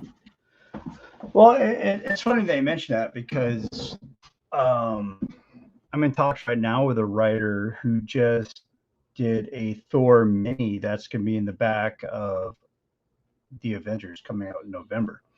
Ooh. I know, I'm climbing ladders, bro. Can you imagine? Hey, man, fuck yeah, dude. This little dude that grew up in Who Gives a Shit, California, moved to the RGV, became something of a name, I guess, maybe. You know, and don't get me wrong, I love my RGV boys and girls. I love my fans there. I love South Texas. I'm fiending for some Taco P right now. Oh man, piratas, dude, you can't fucking beat them, Oh, dude. dude. And then they brought burritos into the mix. Oh my god. The salsa bar? So one time when I was in Kansas, I was so drunk and I went to a Fuzzy's right? I'm not sure if you guys Whiskey have and fuzzies. Comics. Welcome to Whiskey and Comics. That's the new name of the show. Yeah, yeah. And I happened to go to a Fuzzies. It's like a little like a little bit more authentic Mexican Taco Bell, but they also have a bar in it. Oh, And perfect. yeah, and so I go in there and I'm drunk as fuck, right? Infantryman just swinging dick. I walk in and I'm like, let me have 2 piratas, and they're like, oh what? What? Let me get 2 piratas, and they're like, Rice, oh no, if we beans, sell carne those. asada. And I was like, look, bro, Pico de it's gallo. fajita, bean, and cheese. That's it. Let me get 2 of those. It should be And fat. they were like, It should be fat okay. like my abuela. Yeah, and I was like, don't fuck this up either. And I like gave him like $13, and I was like, sick.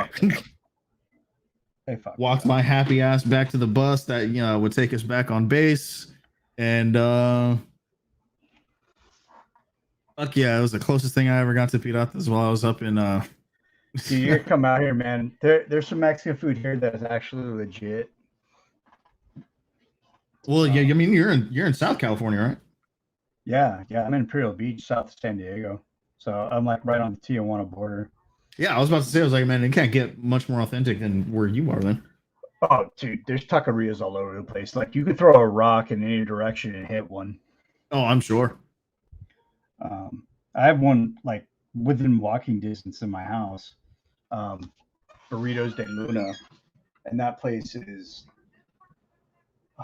Actually, I'm kind of hungry for it right now. It's so good. It's so good. Like, and it's a little different. Like anybody from the valley is probably gonna have a learning curve, but I think they're gonna enjoy it. I mean, yeah, because I've only been to San Diego. Like, I mean, like I've been to California 3 times, and each time I've been on the military installation. Well, yeah, I got it. It's like everything here in San Diego is pretty much a military installation. We got Pendleton. Yeah. Well, besides Pendleton, we got North Island. We've got this like Avcrad aviation base in Imperial Beach. Okay. Like you got destroyers, the stealth destroyers all over the place. A bunch of aircraft carriers, a sub base over at Ballast Point. You know, it's like this is military town USA. Oh yeah, I'm sure. You know, it's fun too, especially now that I'm on the boats and I'm out in like San Diego Harbor and Mission Bay, and you just see all the activity from the military. And it's unreal. As I draw pretty pictures of Batman. How's this looking? Oh, great. Looks all right. No, if Oh, it yeah. sucks, tell me so I know what to change. No, it looks good. Are you just doing a bust? No. The original drawing looks like this.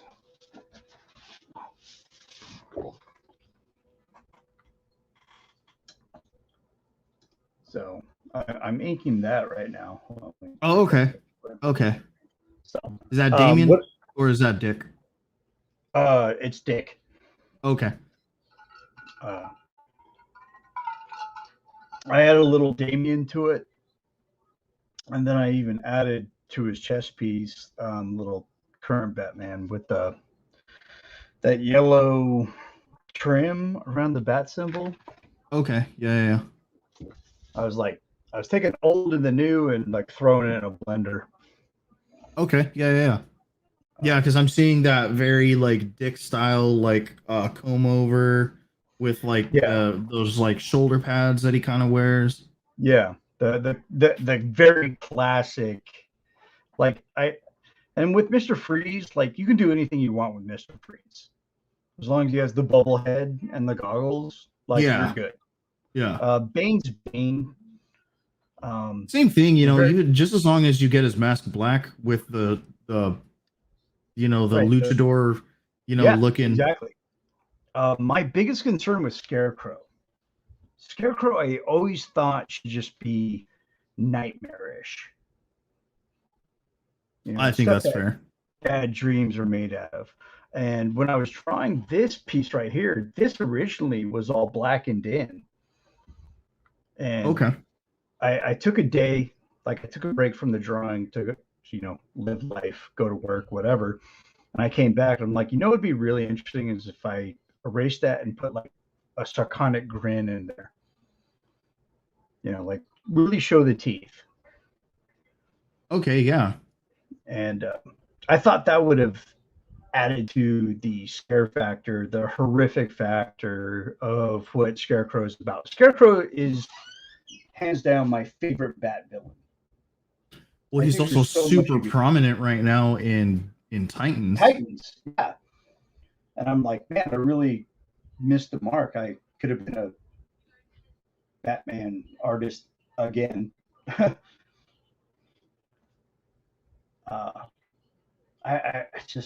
love that character so much. I think there's so much you can do with him.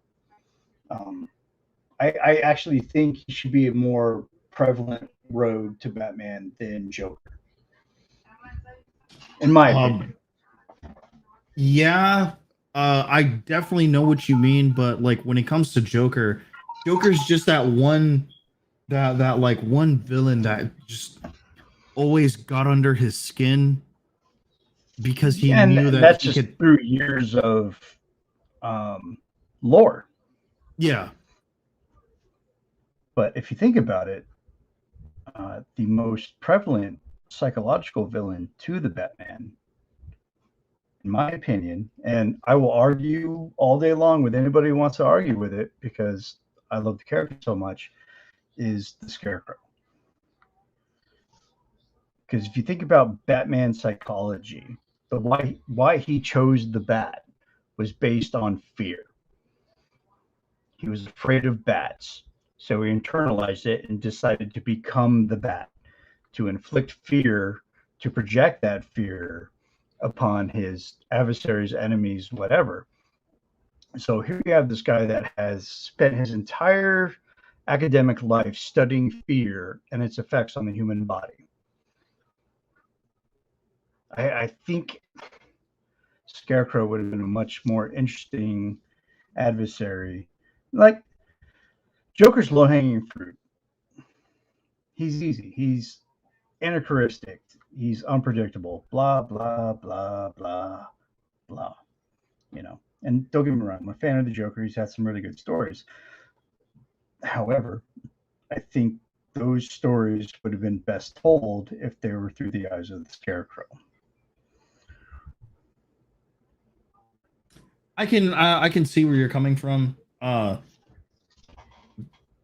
There's definitely that fear factor that Jonathan Crane has that can definitely get to. I love to the actor Batman. that plays him in Titans. Oh my God, he's so good. He's so good. It's like one of those that like, I didn't know that. I didn't recognize him at first. I didn't know he was that character from Mad Men. I've never seen Mad Men, and a lot of people are like, "Man, you should definitely see Mad Men," and I think that would definitely be like right up your alley. And I'm like, It absolutely would, Trigger. Knowing what I know about you, you would enjoy that show. You would love that duality of John Hamm's character. And I love John Hamm because John Hamm is just such a fucking great actor. Can you imagine a world where we got John Hamm as the fucking Batman? Oh my God, dude! How cool would that have been? I would beat my meat till it fucking fell off. Oh my God! I'm 6 to midnight right now thinking about it. Yeah, I mean, it's John Hamm is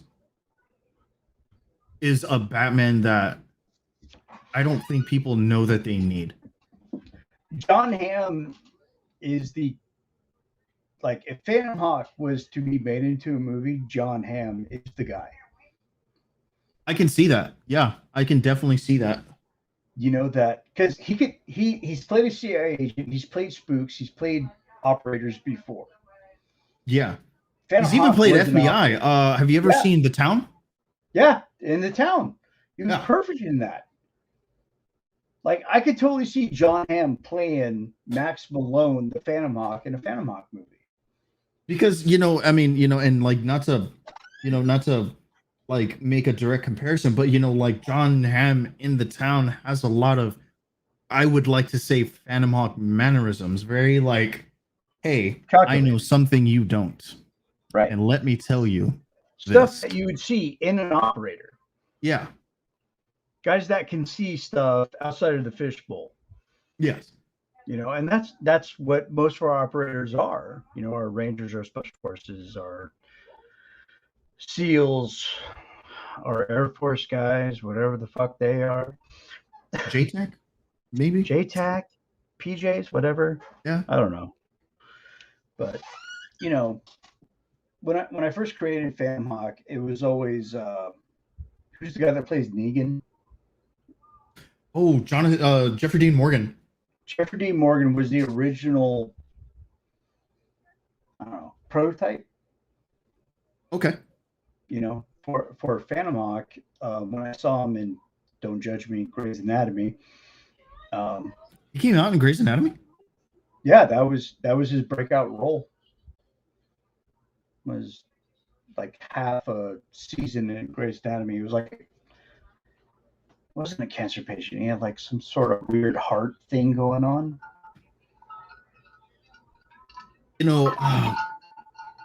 But then after that, it was Dean Winchester. Okay, Jensen. Which was funny because Jeffrey Dean Morgan played his dad. I was like, okay, these are the personality traits. That's kind of what I was looking at. That and a disheveled hero. Batman, like when you read Batman and you look at Batman art, he's always clean shaven, no matter what time of night. Like he doesn't have stubble, the 5 o'clock shadow, like he's been up all night, up all day. And I wanted Phantom Hawk to just kind of be that. Phantom Hawk's a blue collar Batman. Like he doesn't have the infinite resources or $1 billion trust fund. Mm-hmm. He's a special forces guy that knows how to use technology because in the story he's an 18 Echo. He's a communications guy. Right? Yeah. He's a comms guy. He knows how to work that stuff. Now, don't get me wrong, an 18 Echo is just as violent and deadly as an 18 Bravo. Yeah, a lot of people like I love it when I tell people like, oh yeah, man, like I know 18 Yankees or 18 Echoes and stuff like that. Hell, even your Foxtrots, your Intel guys are badass. Yeah, and they're like, oh, you mean a special forces medic? I'm like, you guys realize they go through the same fucking schools that a Bravo goes through, right? And they carry they're all cross their medic shit. They have all this expert medical knowledge. They're essentially physician's assistant, and a lot of them, when they get out, that's what they do. Oh yeah, no, I know of a few Yankees, 68 series that went on to be PAs or EMTs, and they're really good. Oh yeah, they're really good at what they do. Well, what's even funny is that they like thrive under pressure. They are the perfect trauma medics. Yeah. That like they don't break under that kind of pressure. It doesn't faze them. There's like, oh, okay, well, there's a jugular vein squirting me in the face with blood.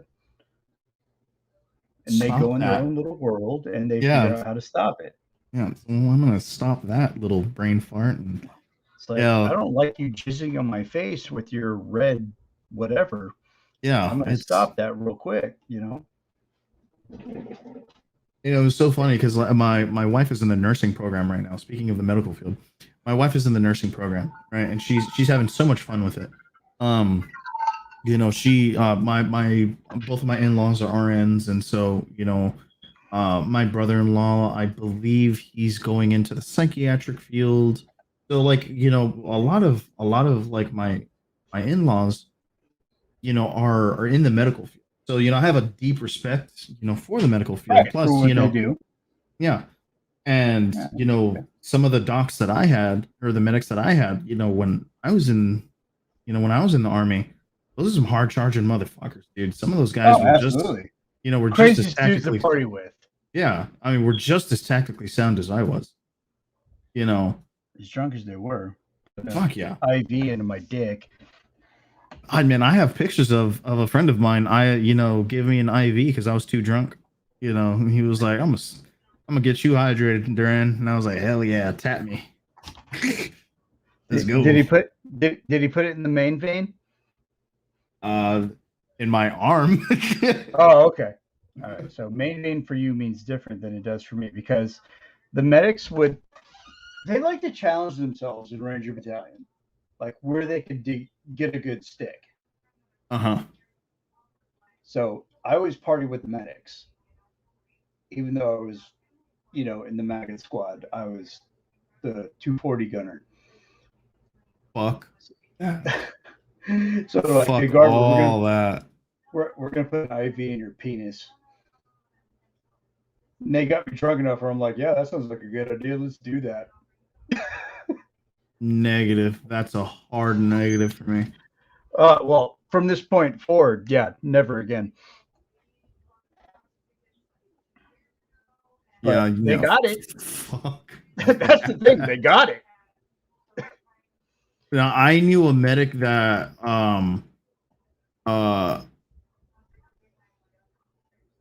that got one of his old IV bags and filled it with vodka and then main veined it into privates, and to see how long that they could last. And he was like, I think the record was like 10 seconds before they had like acute alcohol poisoning and just passed out. Oh man, you made me fuck up. That's funny. Hold on, we'll just blacken that in right there. There we go. When in doubt, black it out. There we go. And we're good. But yeah, like he was telling me, he was like, yeah, man, Are you serious? yeah, man, he would main vein vodka straight into the bloodstream. Oh, that's crazy. Yeah, and I was like, you and I started talking, the comments stopped. They're like, I don't know what to contribute to this conversation.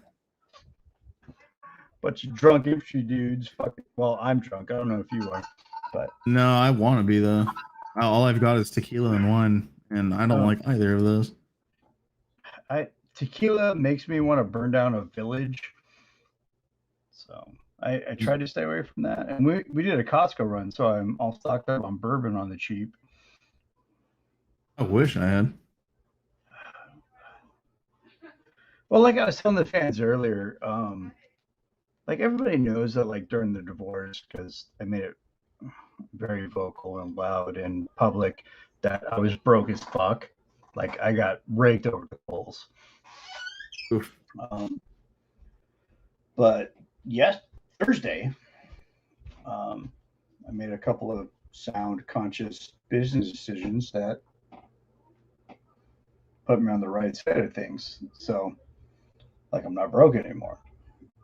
Okay. And I can make comics again, like full-fledged comics. That stresses off my table. I can spend it at the table, the drawing table, and make cool shit. Mm-hmm. What's up, dude? We got a lot to do tomorrow. Huh? And that's like the world's longest YouTube video. Good. You gonna sit down or? I'll come to bed here in a little bit, okay? I love you.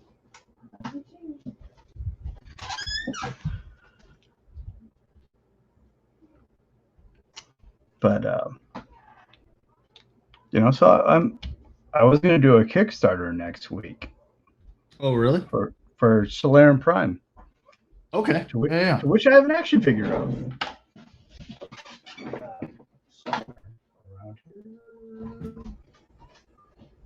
That's his villain. Where's the other one? Oh, he's over here in the bar. All right. This guy.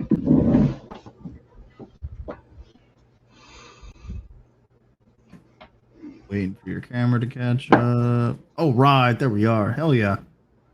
Yeah. So he's my amalgamation of Nova Corps, Green Lantern Corps, and Shazam. Oh, yes. I remember you telling me about that. Yes. You know, he was this 15-year-old kid who got hit by an alien consciousness that gave him a shitload of power. He is the most overpowered being in the Apogee universe. He just doesn't know it. So he's sitting on this just like raw cosmic power. It's like Silver Surfer on steroids. I love it. You know, but he doesn't know it. You know, so when he got his power, when he watched his father get vaporized in a space shuttle launching off Cape Canaveral, he felt he had nothing left on Earth, and he was right. You know, his mom was dead. All he had was his dad. He thinks his dad is dead. He's not. Spoiler alert. Right. And so he has this alien consciousness from the first civilized society in the universe after the Big Bang.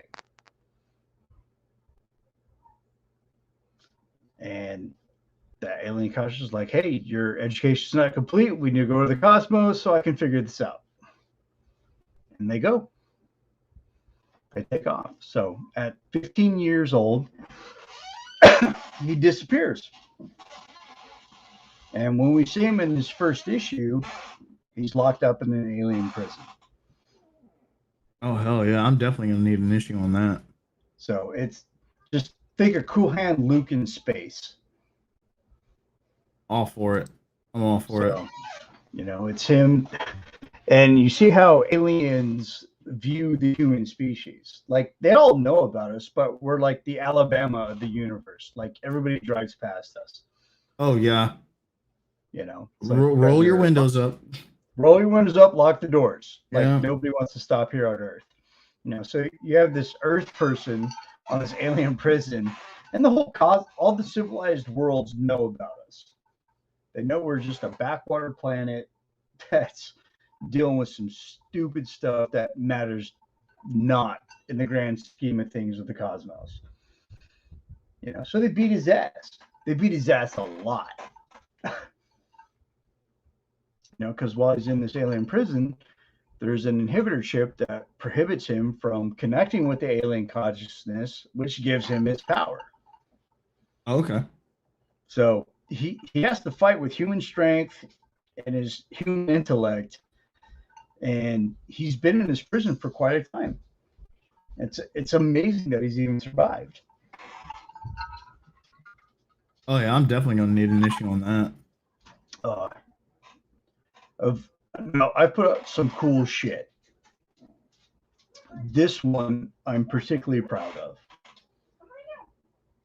because I've always wanted a cosmic hero. I'm a big fan of Green Lantern. I'm a big fan of Nova.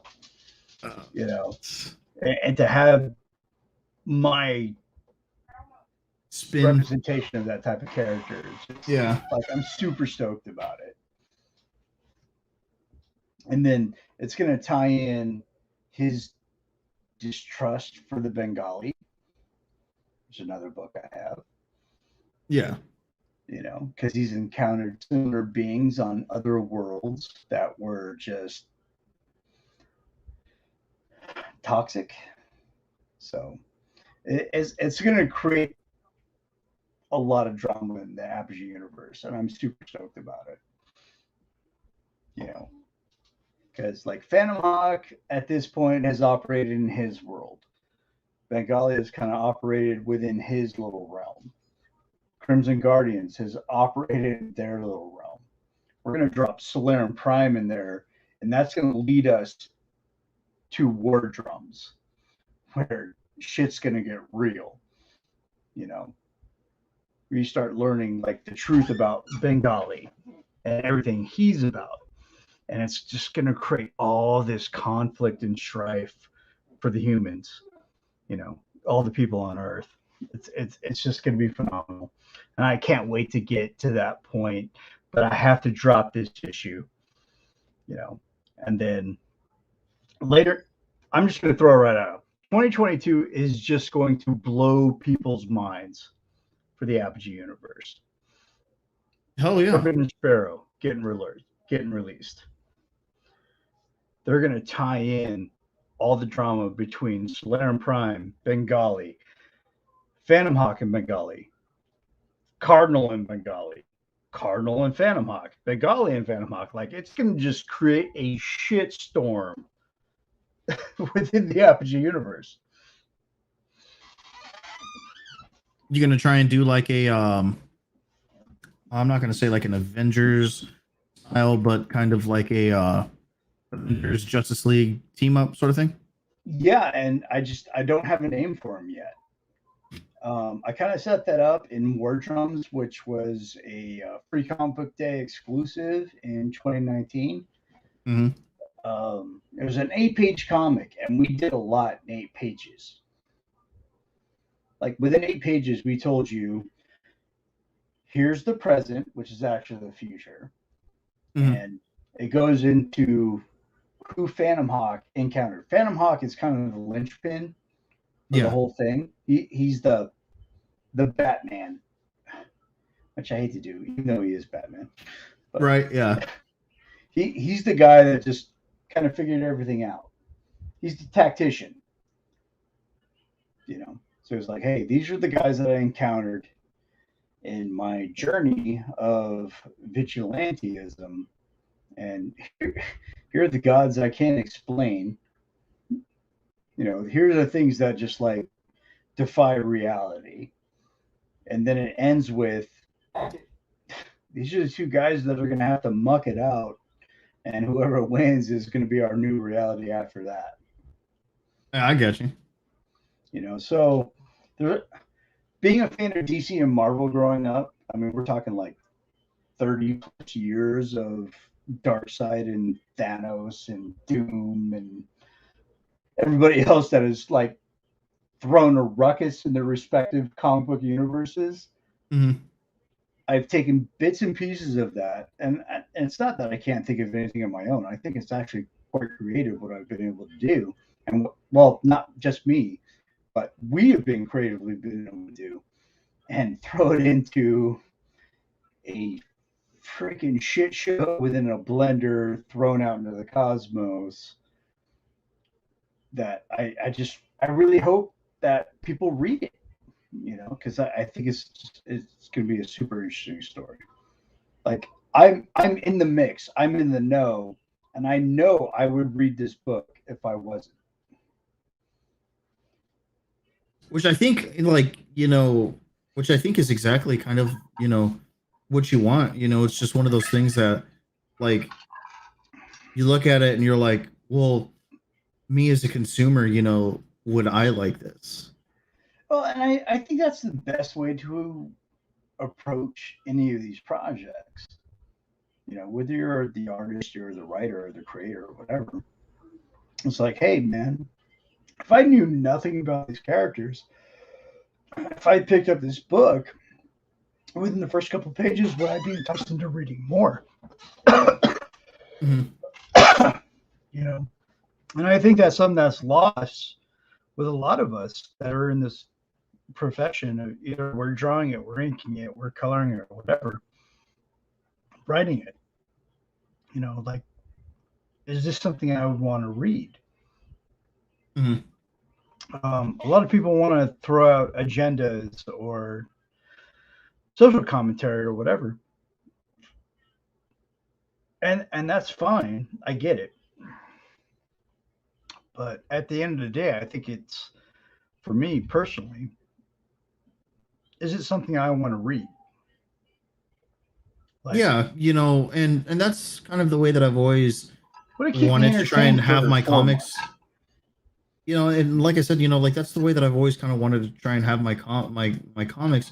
is like I read comics for the escape. I don't read them for the escapism. relatability of my real world, you know, goings ons, because I mean I'm living them already. I don't need to fucking relive Right. it. I don't need to be hit in the face with the medium that I choose to escape in, which is comic books. Mhm. I don't need to be hit in the face with it. Do I need to make Iceman gay? No. Do I? Yeah.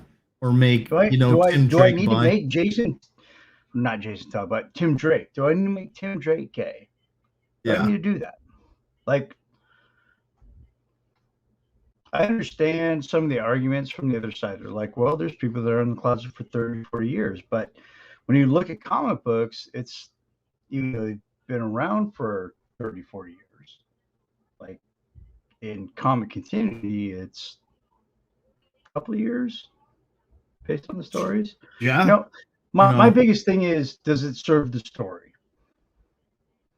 Does it serve the growth of the character? Mhm. How does being Tim Drake a bisexual enhance him as a character?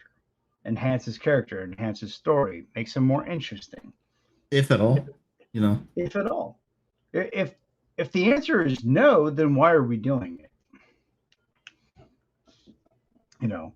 Like I would need to see, if I was at the head of DC right now and signed off on that, I'm like, all right, cool. I need like 4 years of story arcs that show me the advancement of this character and how it benefits him to be this way. How does it enhance the story? I might be wrong. I don't know. I'm sure there's a lot of people that are going to jump on the comments and tell me that I'm wrong. I'm open to discuss those ideas. I don't want to argue with anybody, but like it doesn't make sense to me. It didn't make sense to a lot of avid comic book readers. Tim Drake is my favorite Robin, and making him bi to me was just unnecessary, because to be honest with you, if you're going to make anybody bisexual, it would be in Jason Todd. Yeah, I mean, One, it makes sense. One, the kid pulls, right? The kid pulls. Yeah. And two, like with everything that he's been through, especially with with his team and stuff like that, it's not exactly out of the realm of possibility that he could develop feelings for Arsenal or something like that. Yeah, no, you're absolutely right. But I think it would probably have been better directed towards Jason Todd. Mm-hmm. Tim Drake, maybe, but it seems like a lot like it's fan fiction. Like someone was young when they were reading these books, going like, I'd really like to see Robin have a homosexual relationship with, the offspring of Superman, Superboy. Yeah, I feel like it sometimes feels very like when fanfic. I feel like when I read some of these things that I feel that this is very fan fiction. Like some kid wrote this in his fucking basement at times. And don't get me wrong, it's probably a good story, but they don't think about the nuances of actually writing fiction of established characters. Where how does it serve the character? Mm-hmm. It doesn't make sense to me. And as many people as I see on Twitter going like, well, there's a lot of people that are in the closet for 40 years. Elvira is one of them. She finally came out of the closet. Oh yeah, that she'd been dating somebody for dating a woman for 19 years. Yeah. Can you imagine someone that's in a relationship with Elvira and keeping it a secret for 19 years? I'd have been putting out billboards if it was me. I'm banging Elvira. By the way, But where does it serve the fiction? How does it advance the character? And I think that's something that every writer always has to have in the back of their head when they're writing something is, how does that advance the character? How does it make the character more interesting? Like we're in 2021. We're in a world of transgendered people. You know, there's 90 different pronouns for who you can identify with. And it's all commonly accepted by society. So doing something that you think is on edge, like making Robin gay, Tim Drake gay, is really just kind of falling on deaf ears and a little bit of white noise. It has no significant impact on the character Yeah. as far as making it more interesting. You know, it's just, I don't know. Maybe you have a different insight on it. I would love to hear it, but, and I'll run this fucking show for 6-7 hours. I don't give a shit. No, I get it. But no, like, you know, like you were saying, it's just one of those things where, like, when it comes to these characters, you know, like I would have rather seen somebody in the Bat family be introduced to the Bat family and already have that sexual orientation of being, you know, of being gay, you know, whether it be male or female. And even then, you know, you have oh man, who As I'm drawing members of the Bat family. Right, yeah, was it Batwoman? You know, not Barbara, but excuse me, choking on my own dip. Yeah, not Barbara, but the red-haired one. Oh, Kane. Yes. Kate Kane. Yeah, Kate Kane. She's a lesbian. Yeah, and we all opened her with, we accepted her with open arms. That's who she was as a character. She was Bruce Wayne's cousin. She was in a relationship with Detective Montoya. Yeah. And that's not outside the realm of things. It's not surprising. It's not shock. Like, but what it really feels like when they do these things is pandering. Yeah. It feels like pandering. And I'm not on board with that. Like, because it's blatantly obvious that you're trying to make money off a certain demographic, you know, and I don't like that. Yeah. Like, if it serves the story, it advances the plot, it enhances the uniqueness of the character, that's one thing. However, but if you're just throwing it in there to stir things up and create controversy, it feels like pandering. Like you're trying to get a demographic that you feel you're not reaching, but if you actually looked at it, you are reaching it. You already reached it. You know? Mm-hmm. It's just, I don't know. Maybe I'm talking on my ass. But at the end of the day, I feel like it's pandering and I don't like it. And if you're so confident about that's what your readership wants, why not introduce a new character like you said previously? Why not introduce a Robin that is bisexual and male, you know, outside of Tim Drake? No, it's because you're not confident about it. You're trying to capitalize on an established character and re-establish their history to fit your narrative. I don't think that's right. Because I think you could create a very dynamic and interesting bisexual character without resting on the coattails of an already established character. Yeah, and that's why, you know, like me and Chris were basically saying the same thing. You know, it was kind of like, dude, you know, I mean, you really need that? You know, could you not have done that with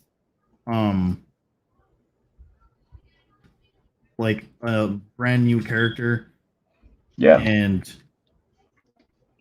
was it needed? Yeah.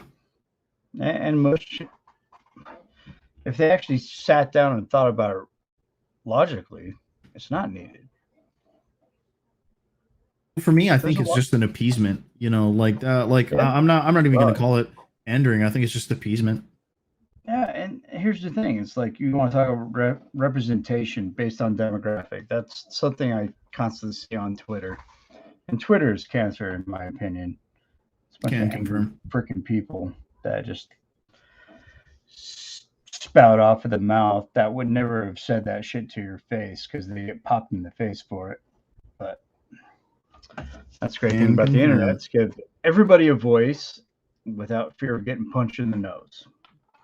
Which is a lot different than when I grew up. Because if I ever said any of the stupid stuff I saw on Twitter to somebody's face, I get punched in the face. You know? Oh yeah, for sure. So some people are gonna probably call me a dinosaur, they're gonna call me out of touch. I really don't give a shit. You know, it's you can see what they're doing, like blatantly what they're doing.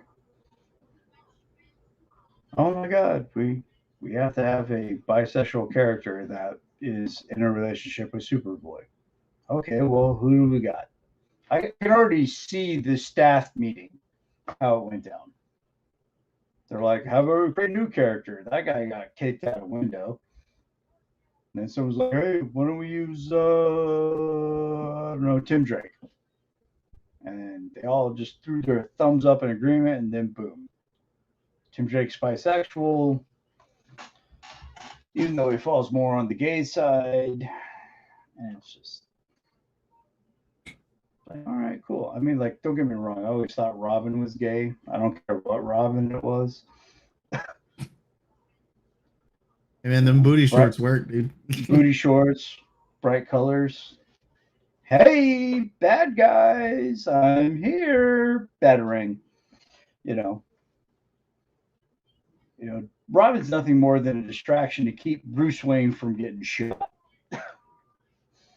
That's what I've always thought. Robins were after a while. There's cannon fodder. They're exactly cannon fodder. you know.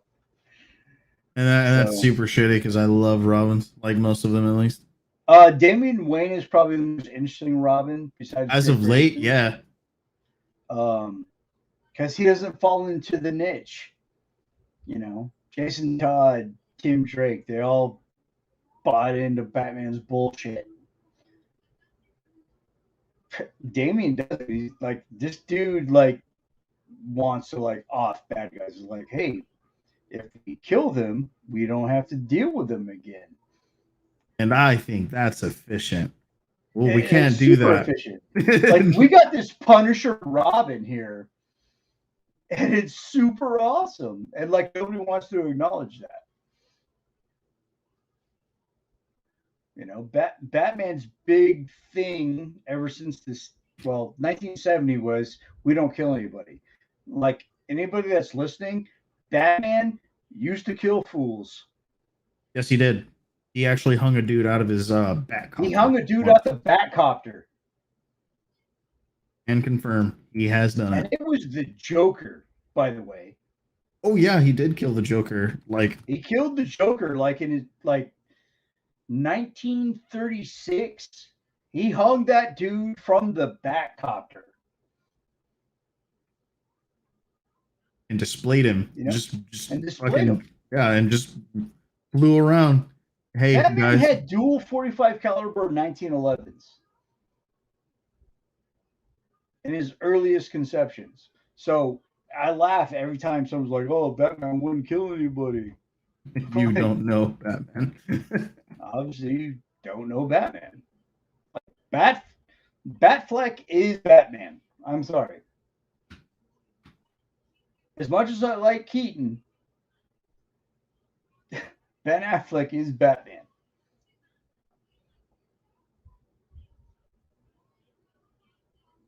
It's just the way it is, he is Batman.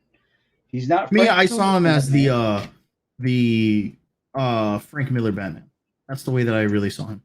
And it is, and it was geared that way to that old, grizzled, just worn, torn Batman. Because anybody that lived that life at a certain point is going to have the ideals that Batman has in the Snyderverse. You know, but when you do the deep dive into who Batman was in the beginning in the 30s, that Oh yeah, dude, is he was a hard Batman, motherfucker, dude. you know, like if you look at Batman compared to his original conception, Keaton, all the ones from Keaton to fucking who's the dickhead, the British fuck, Christian Bale. Batman Begins, Christian Bale. Christian Bale. That's watered down Batman. And honestly, I love that Batman. No, don't get me wrong. Those movies are great. I love them. You know, but I'm also a huge Daredevil fan too. So, Fair enough. and Charlie Cox is Daredevil, Oh in my yeah. opinion. Oh my god, so good. Oh, the Netflix series displayed all the brutality and inner turmoil of a character. Like, if you want a framework, you want a blueprint of how to do a fucking character right, study those 3 seasons. Because I'm a Catholic kid, Irish Catholic kid, you know, so I understood watching that whole series, everything that he was going through. That Catholic guilt, that shit's real.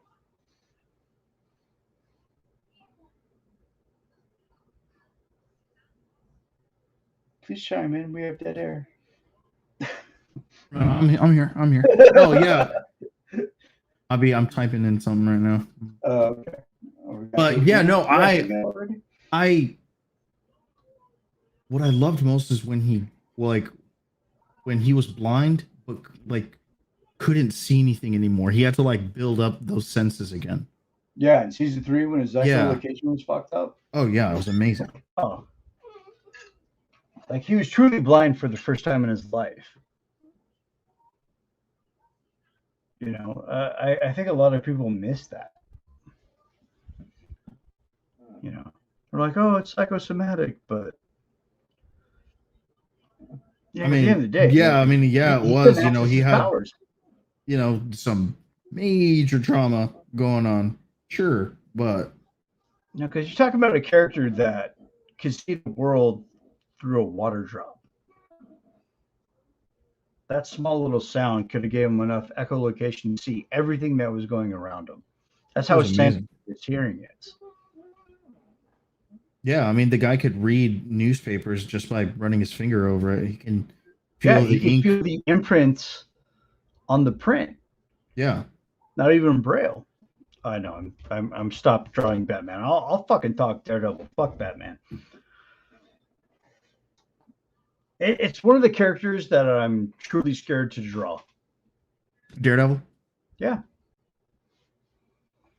I can draw Batman all day long. I can draw you Moon Knight. I can draw you Ghost Rider. And I can do it with Marvel standard accuracy. Daredevil, I'm scared to death to draw him. It's the weirdest thing. Like, Is it like the respect factor of it, or I don't know what it is. I think it's I think it's a respect thing. I think it's an internal depreciating thing that I just can't draw him in the way that he deserves to be drawn. It's like, I don't know. It's really hard to explain. Like, I have a physical disability in drawing that character. I think I can understand that. Like, to truly approach him, I think I would have to draw him like Spider-Man, like the layouts and the framework and whatnot, as if I was drawing Spider-Man, and then fill it in as Daredevil. I think that's probably the only way I can combat that. Like, I have this like weird phobia about drawing. So if Marvel came over, it's like, hey, I saw your stuff, you know, your Batman pinups and whatnot, or your, you know, Moon Knight pinups, and we really want to hire you to do covers for Phantom Hawk, or not Phantom Hawk, Shameless plug. Anyway, I want to hire you to do a Daredevil cover. Like, I don't know how I would approach that. Like, I have a lot of inner conflict going on there mentally. And that's the weirdest thing because I'm a huge Daredevil fan. I'm wearing a Daredevil hat. I got his mask here. I got figures of him all over the damn place. You know, I consume his comic book. I consume his Netflix series. But, like, to sit down and physically draw Daredevil, I don't know. I have a mental block. It's really weird. Hopefully I get over it. So Marvel will hire me to do it because that'd be a dream job. Oh yeah, man, I'm sure. I think it's just one of those that, like, you know, there's just, I'm not going to say a fear of messing it up, but I think it's just such a high level of respect for the character that, you know, you go into that and you're like, if I can't give it my all, then I shouldn't give it at all. Exactly. And I think you're right on point with that. You know, it's like, if I can't do the character justice, I'm not going to do it. Yeah. You know, because I have so much respect for the character. You know, it's growing up, it's the only character that I knew, and he's what got me into comic books. That was the first comic book that I read, and he was fighting Mephisto. It's like right on the cover is like there's a picture of like a very small drawing of Daredevil, and Mephisto was like most of the cover, and it looked like he was trying to eat him. I don't remember what issue that was, but it sticks out in my head. And here we have this character. I'm an Irish Catholic kid growing up in a middle class family, reading about a Catholic kid that was raised in a middle class family whose dad was a boxer. You know, and I immediately connected with the character. You know, because I had never seen my religion represented in a comic book before. Yeah. You know, it'd be the same as like someone reading an X-Men comic book and discovering Mossad. You know, it's like you have this character that represents your faith. You know, I'm like a horrible Catholic, but still, the fact remains that this character really connected with me, and I connected with the character. And plus, he was a disabled character, you know, so I thought that was cool as shit, you know. Okay, so he's Catholic and he's blind. How does he do this? This is awesome, you know. So, in my mind, he's better than Batman.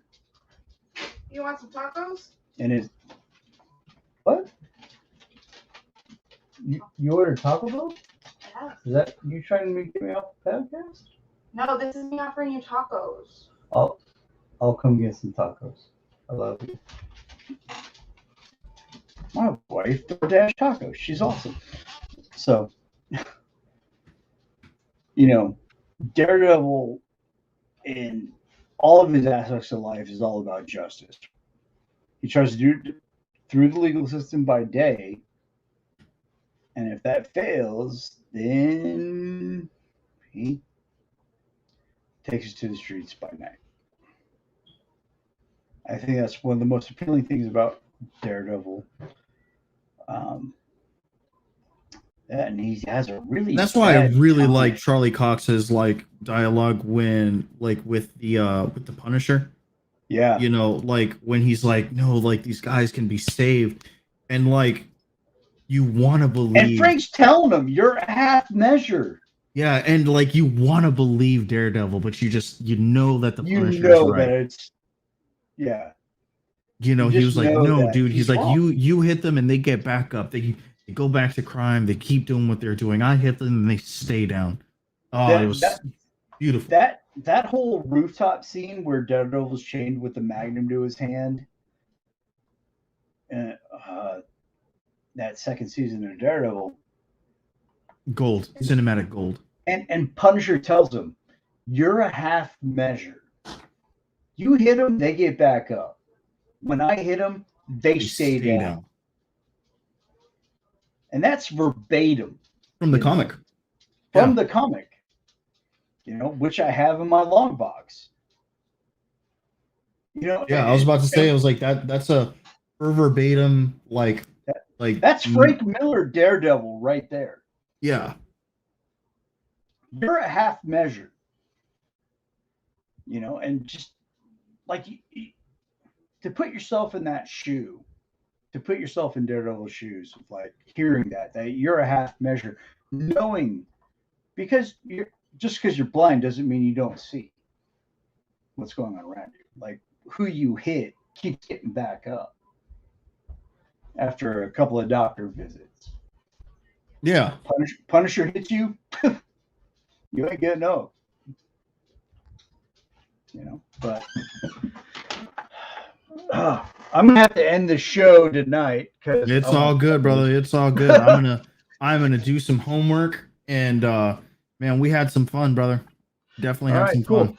Hey, go ahead and pimp your podcast, pimp your stuff, everything you got going on real quick. For sure. Guys, my name is Trigger. I am one of the Average Boys on the Average Boys podcast. You can find me at Trigger956 on Instagram. I don't post a whole lot there. But if you look up the Average Boys podcast on Facebook, we post every 9 p.m. We go live every 9 p.m. on Central Standard Time. We talk about nerd fandom, nerd news, and keep us posted. Comment, like, subscribe, all of that good jazz. We'd love to hear from you. We'd love your take on stuff. And if you happen to comment and, we see your comment, we'll definitely answer back to you. Guys, it was Nick is not in the shot right now. Ain't that something? Anyway, guys, No, you all be good. Oh, okay. People would rather look at Batman than my ugly mug. But yeah, Trigger, hop on the Average Boys podcast. I'm a occurring guest every so often. Give him a like, give him a follow, hit the subscribe button because it's really, really brilliant show. And there's a lot of good insight on everything that's going on and everything nerdum, geekdom, So it's a safe haven for everybody that's into something that's a little bit not mainstream. And definitely give them a like, give them a follow. They're entertaining. That doesn't matter how long the show runs, you're gonna be entertained. I guarantee you. Thanks a lot, brother, man. Oh, dude, I'm a huge fan of the show. I watch every chance I get. For all the fans of me, obviously you know kind of where to find me on Twitter, Facebook, Instagram, now YouTube. I'm trying to build a YouTube channel. So yeah, man, I just subscribed actually. Oh, that's awesome. I can't wait to see that email, which is going to be in like a second when I check it. Yeah, we're 16 subscribers, so now we're at 17. Thanks, Trigger here. I try to do these shows every chance I can get. It's usually on my days off or when I'm feeling frisky. But definitely check me out tomorrow night. Hopefully I'll be on again tomorrow. I'll have some more new art drawings for you. Not bore you with me inking the same stuff you saw previously. Definitely send me an email, nickgarberdesigns@gmail.com for anything you want to see me draw. Moon Knight, Doctor Strange. I think Doctor Strange is going to be popular soon. Oh, I agree. Yeah. So, and if I have the T-shirt to match what I'm drawing, I'll definitely wear it. Share it with your friends. I appreciate everybody that came out and paired with us for over 3 hours. It's a long show tonight. I get it. Hopefully you found it entertaining and you found the artwork entertaining. And I will see you again soon. So y'all take care.